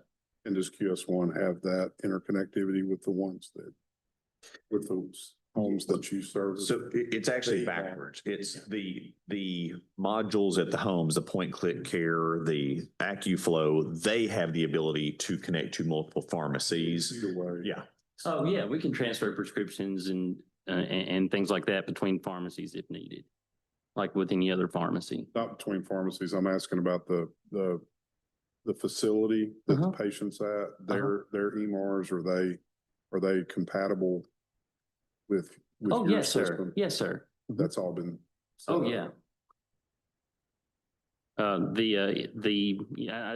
sure you're aware, well, obviously with QS1 and Frameworks being the largest pharmacy systems inside of long-term care, they're going to be able to be interoperable with any of the EMRs that are going to be into these facilities by and large. I can't think of an instance where the IT architecture is not in place with QS1 or frameworks. Is it bi-directional or just one way? Bi-directional. It also can be unidirectional. Inside the parlance of long-term care pharmacy, you consider it facility-centric or pharmacy-centric almost. Pharmacy-centric is typically bi-directional. Facility-centric can be bi-directional, or it can just be one way where the facility sends it to the pharmacy, depending on use case scenarios, like a skilled nursing versus a assisted living facility. Because I would assume that you have to have the interface coming from your system over to their EMR, right? Otherwise, how do they get the? No, that's what they're requesting approval today so that they can have that without. That's what I'm saying. Yeah. With this approval today, Yeah. it'll flow from your system into there. Correct. Yes, sir. I can see the advantage of that. Yeah. You got anything? I'll make a motion to approve. Have a motion on the floor for the approval of Guardian Pharmacy Mid-South remote order entry. Further discussion? All in favor of the motion signify by saying aye. Aye. Any nays? The motion passes. And this will cover all their out-of-state pharmacies that are permitted with us. It's not, I mean, I know Brian's here from, one, but at the same time, it's multiple locations that are all feeding kind of different areas of the state. Correct. Is it all Tennessee, or do you have some in Mississippi? Missouri, and I think we have maybe one in Oklahoma as well. I think those are the three that are, have contracts with facilities in Arkansas. I can't think of any others. It's been fascinating for us in the long-term care side, just like the home infusion we saw earlier, like, PharMerica closed two locations in Arkansas. And I think realized there are some different challenges trying to do it from out of state than when you have it in state as well. But no, that'll help with electronic record. This has been a good change, I think. I think it's safer for the patients. I've been in long-term care pharmacy for 22 years, and I feel like this makes it easier for the nurses and makes it safer for the patients. Yes. I thought we were going to sit on, I think Dr. McCraney and I both thought we were going to have like 20 applications like that, and it was 3. So it was easier for us to manage and look at the individual, multi-page documents to go, we need to look at this, we need to fix that, and we need to address things. So it'll be good to watch. All right. Thank you guys for coming in. Thank you. I appreciate you. Have a great day. We told you we were working on it. Oh, yeah. Hey, I appreciate your patience in helping us through this process. Y'all have been very gracious. Appreciate it, guys. Thank you. Thank you. Oh, man. I'm just glad to hear there was rain. Yes, let's take 5. We got one more. I'm not sure if they're here. Where's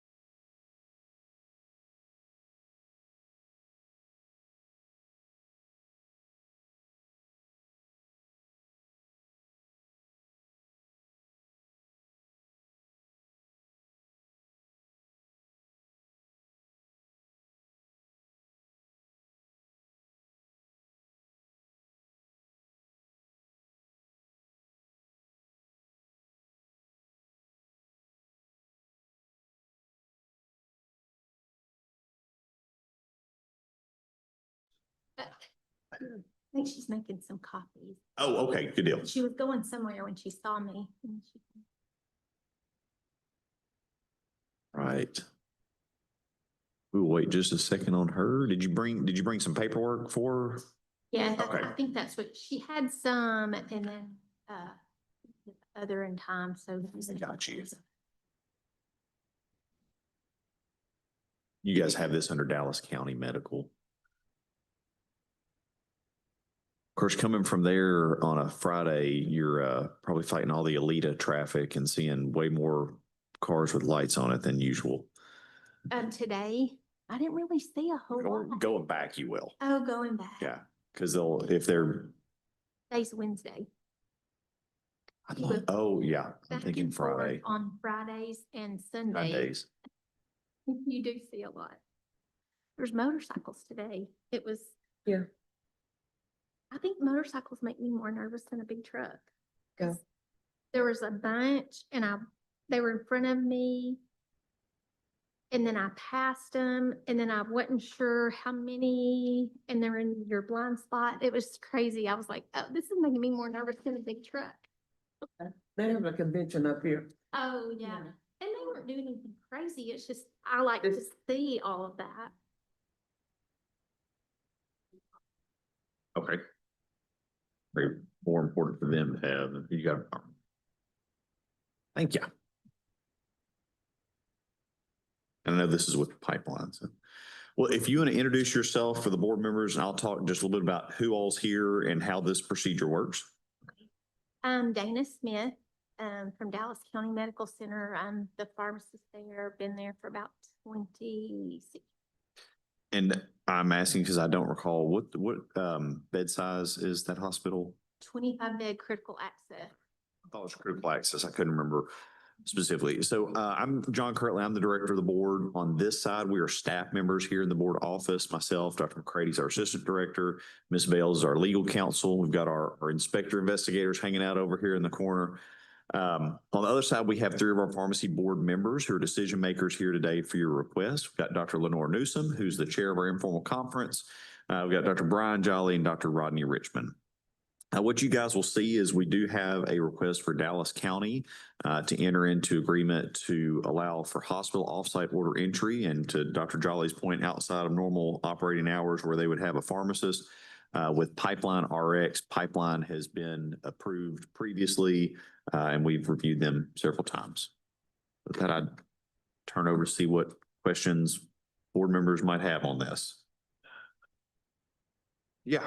You want to step up and we'll get you on one of these.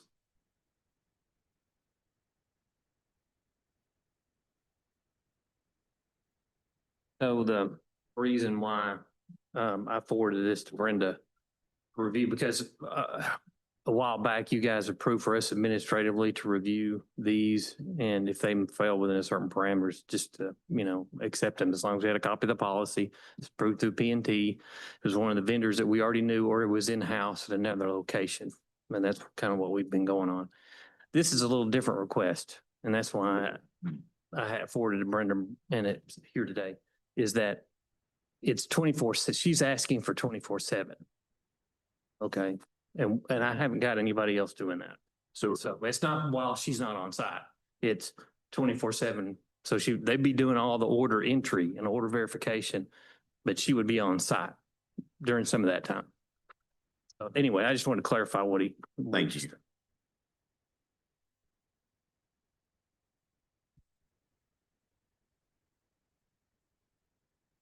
So what hours are you at the pharmacy?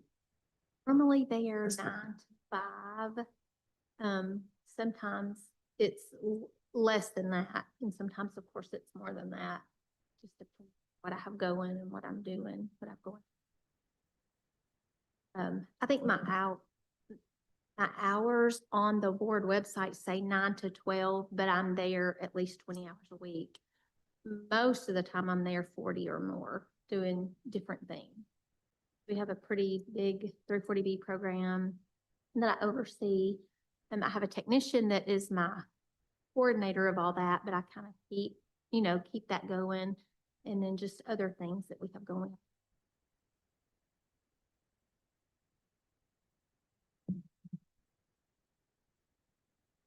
When you say 9 to 5, do you mean, is that in the context of Monday through Friday? Normally Monday through Friday, and if I have to be out for like today, which I've already been there, but like if I'm out a day, sometimes I'll be Saturday or Sunday, just depending on try to, to be there 5 days. Okay. Or have a fill-in if that's needed. So you've got, are the clinics there on site in the hospital or? And one's across the street. Okay. Mhm. And do you guys do employee prescriptions through the hospital pharmacy? Not a whole lot. We do some. So yes. Yes, we do. Mhm. But the patients have to get them from the pharmacy? You're not delivering those anywhere, are you? The employees? Yeah, the prescriptions for employees. Yes, we do not deliver them, Okay. but they just don't. Yeah, we've had some folks that get confused. Apparently you can't like send them to the clinic and have them just pick them up there at their convenience and stuff. It's handed directly to patients. Yeah, no, it is. And so are you not doing order entry yourself at all? Well, and it's more order verification. Sure. We are working hard, and I'm assuming everybody has this problem with doctors wanting to or not wanting to put their orders in. We've made a whole lot of strides toward that. So it's more verification than order entry. It's going to end up costing us more if they do order entry. Sure. So part of this is economics, and then part of it is trying to accomplish the goals that we're trying to accomplish. I visited with Kevin. If I am at the farm, if I'm working and I'm there 9 to 5, unless I'm sitting right in front of my computer, I do not have a way to verify an order that's been put in if I got up within the last 5 minutes, unless they call me, notify me, that kind of thing. And then I have to go wherever I'm at, go back to the pharmacy to do that. I can find a computer in the hospital if no one else is on it, but we're 25 bed, we don't have a whole lot of extra computers. So what we're trying to do is have all orders verified by a pharmacist prior to them being given by a nurse. And so in order for that to happen, especially in an ER situation or something like that, of course, it wouldn't be in a super emergent case, that you're going to treat and that kind of thing. But if it's just someone's coming in and they need treatment in the ER, that's not non-emergent, urgent, but not extremely emergent, then we would love for those to be verified by a pharmacist prior to them being administered or obtained by a nurse.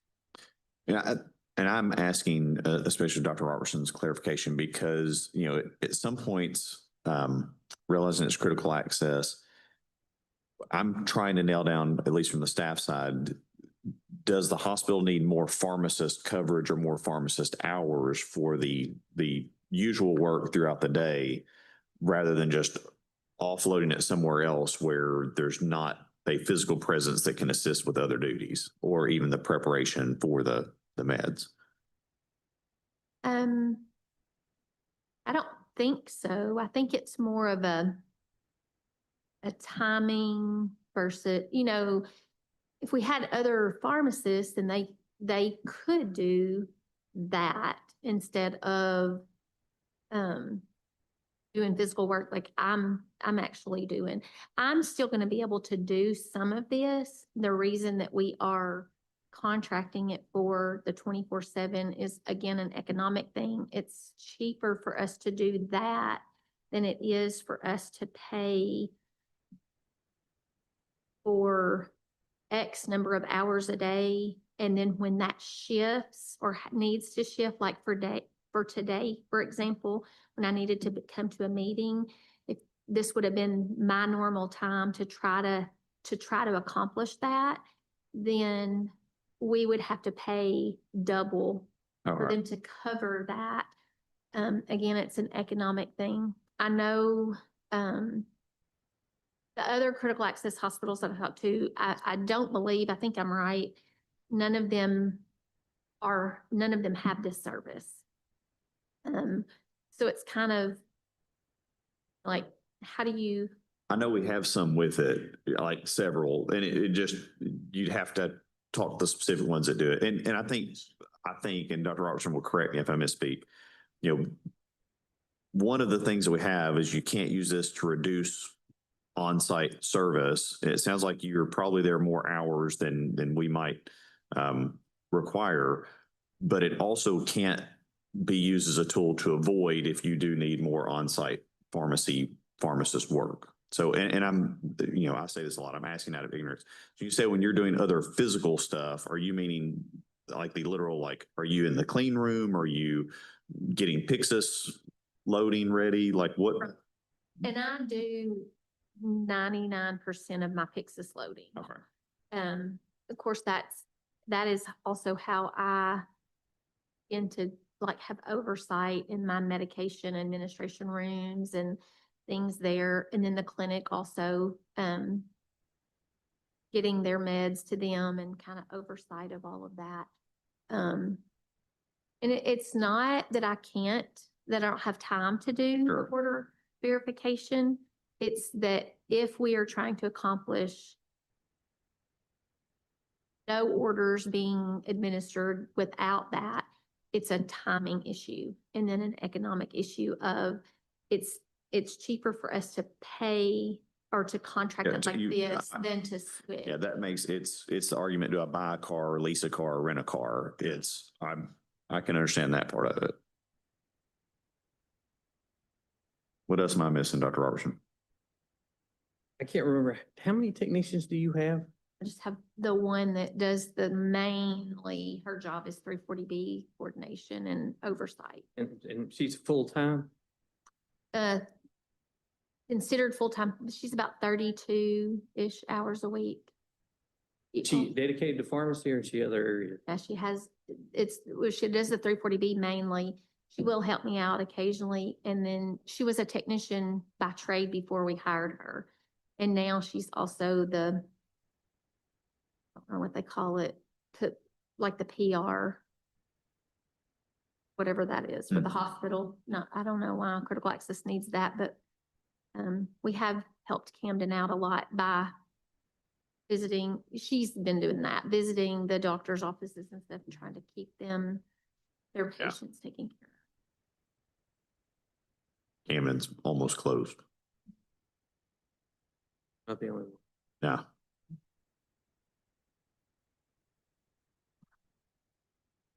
I think this is a tough discussion because I understand the challenges that critical access hospitals have in the state. I think my concern is what kind of precedent we would set if we allow remote verification with a pharmacist on site.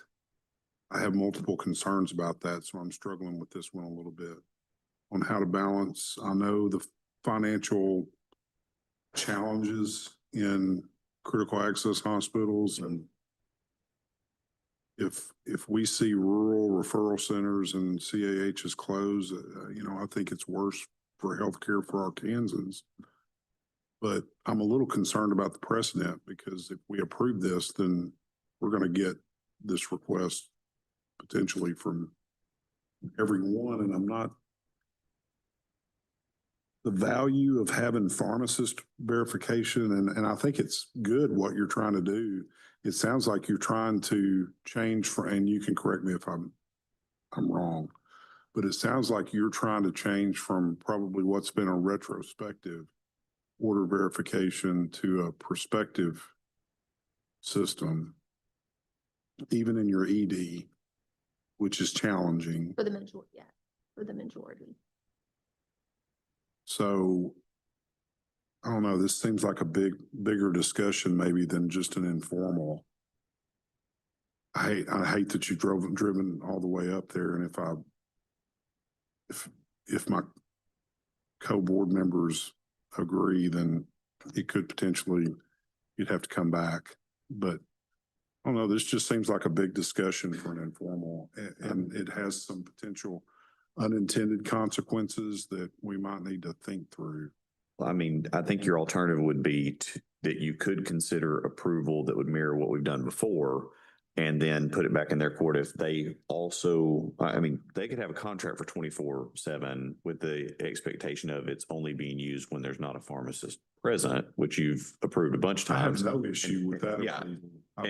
And that way it would allow them to have the after hours or if she's gone, but if they want to pursue also being able to have them do it rather than the offsite pharmacist while she's here, then they would have to request that consideration. And your point would be that's a full board discussion, not an informal discussion. I think so. Again, I'm not talking for obviously Lenore and Rodney, but I have no issues with the after hours part, and if you're there from 9 to 12 and they cover after that, if it's one of those days or a day like today, I know that there's probably flexibility within a critical access hospital in terms of what hours are actually worked. I don't think they're all going to be standardized. I think it's going to be based on the pharmacist and what they can do. And as long as they're meeting the minimum 20, I just think we've got to have some more discussion around helping where we can help in rural locations versus not opening up the door for pharmacy services to, I mean, I'm taking it to the extreme here, but go away. So I would recommend that I would approve the remote order verification request. I would be willing to make a motion to approve within the framework of what we've historically approved when there's not on-site pharmacy coverage.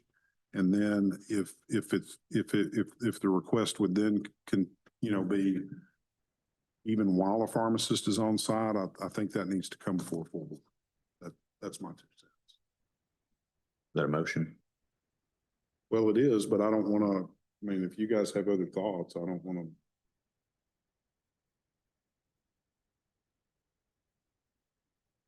to. Rodney, what's your thinking?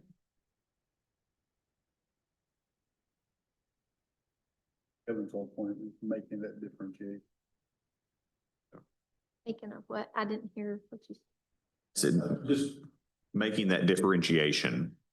Yeah, Dr. Robertson's explanation was, here's the nuance of this request compared to what we've approved in the past, which is while you're there, and I'm sure you're wearing a lot of different hats. I have no doubt, but we got to think about this one because there is a balance between, well, we need to hire another tech to offload some of your work. That way, there is that balance there of the need for, and I'm not saying pharmacist staffing necessarily, but techs can offload some of those administrative duties as well to allow you more time. And I'll just add, I don't want to be fear mongering, but I do know, I have a perspective because I go to all the hospitals. And we've had some that they would be glad to get rid of the pharmacist. Yeah. They would love to offload them. They would love to outsource them to another third party. Well, and I know, Dr. Arson, we've had some that are like, why do we need 20 hours a week? Why can't we do 10? Why can't we do 5? It's, let's just reduce, which does not necessarily mean good patient care.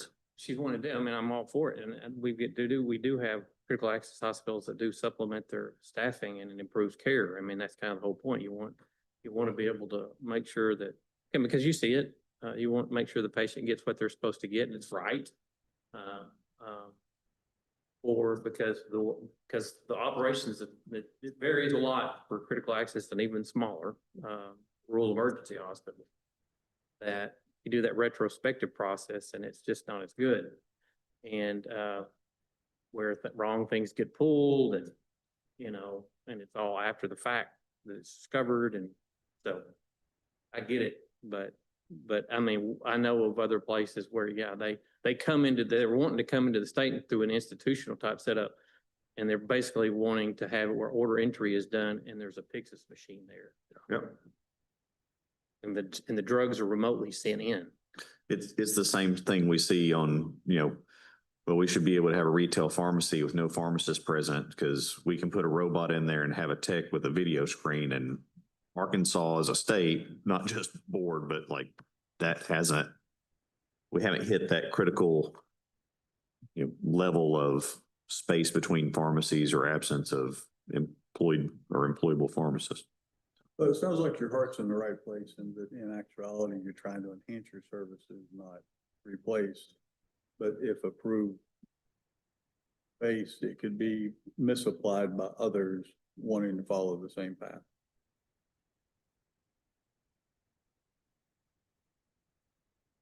I appreciate that, Dr. Robertson. I think that those are great points too. But yeah, so my motion would be to approve the remote order request for after hours. I'll just call it after hours, meaning. I say when the pharmacist isn't present on site. When the pharmacist isn't present on site. And then if the request is still after that to approve what you proposed today, that come to the next full board meeting or whenever I'll defer to the board staff on when that could potentially fit in, but I would recommend that we hear that before the full board. That's my motion, long-winded. Good motion. Second. Okay. We have a motion by Dr. Jolly and a second by Dr. Richmond. Any further discussion? All in favor of that motion signify by saying aye. Aye. Any nays? The motion passes. I did have one thing I wanted to mention, and it may not be doable. I just wanted to mention it. You know, I don't know what your EMR is, your pharmacy system, but there is some tablet technology or laptop that you could maybe have with you if you were somewhere and somebody called you where you don't have to physically go. I hope I'm not saying anything that's going to violate a board reg, but if you're not in the pharmacy, you could verify that. You can verify that without having to walk all the way back to the pharmacy. No. And I can double check on that. We have, our EHR is not very good. I'm just gonna be honest with you. It's Azalea. I don't know if you all have ever heard of that. No one else has. I think they have 6 or 8 hospitals. It is something that we can afford. I know they all have their limitations, and I'm sure that it can be, I say that, I'm fairly sure that we could have a tablet. And that would increase the time that I would be able, while I'm there, to have that with me. Do you have a contact, like an IT contact at Adelia that you could reach out to? I would check with them and see, like, could I have a Surface Pro or something that I can use that your system would allow me to do, so. So am I understanding right? Like you wouldn't be opposed to our contract with Pipeline being a 24/7 for the economic standpoint, but then we would write that. You need to let them know when you're in office and out of office. So I'd set up with them that if you've got a 24/7 contract that covers you for any time you can't be there. And if you drove back and went, well, I'm going to go back in for 3 hours this afternoon, or I'm going to go in at 9 o'clock in the morning, like you have your in office, out of office. When you're in, it shunts to you. When you're out, it shunts to them. That's what the board is basically approving. Because you have some flexibility that there are days when you're there longer, or there are days when you need to go in the afternoon instead of the morning. So anytime outside of your working hours on site, they can do that. But when you're there, you need to be engaged in that process. And if the hospital decides they want to do a request before the full board to also see about that, then we'll work through that. I'm sure we're going to want to know things like patient census population data, turnaround data, med order data. Like what they're probably going to get way further in the weeds of what exactly are we talking about, how many orders it is, and all that. I can tell you it's about between 1,100 and 1,300 orders a month. Okay. That was what we had based. I know we had pulled that data for Pipeline. Okay. To be able to kind of get to negotiate the full scope or the 24/7. That's how they determine that that would be our better route than to do X number of hours and then shift your hours one way or the other. Roughly 40 to 50 24/7. orders a day. So it's not truly 24/7. It's whenever you're not there, those hours can be covered. You can That's what the call- board's saying. Right, you can call it 24/7, but it's not Yeah. 24/7. Because if you work 9 to 1 every day, then it's only it's those 4 hours every day don't count. So it's not truly 24/7. And I can, yeah, because I could still do it when I'm there.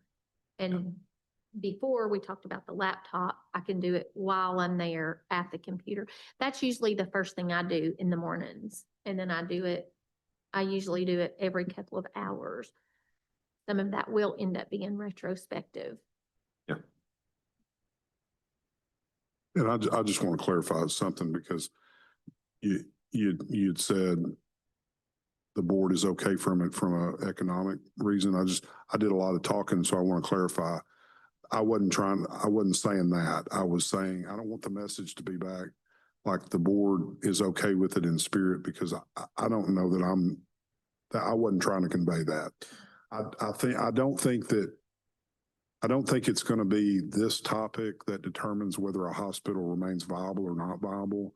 What I was saying, I was empathetic to the challenges within the rural space. I know that that's a challenge right now. But I'm not saying I'm okay with it from an economic standpoint. I was just trying to convey that I'm empathetic to the challenges, but I think it requires a larger discussion based on what we talked about, what Dr. Robertson mentioned, what I mentioned.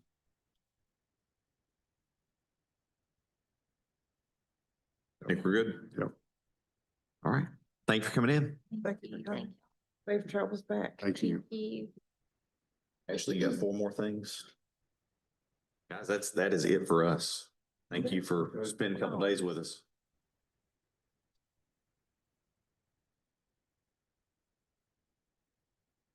When are we looking at another informal date? Not set one. I mean, I wiped out all my applications. Okay, okay. I'll have some. Mhm. They keep coming in, but I don't have enough right now to. All right. That's a good feeling.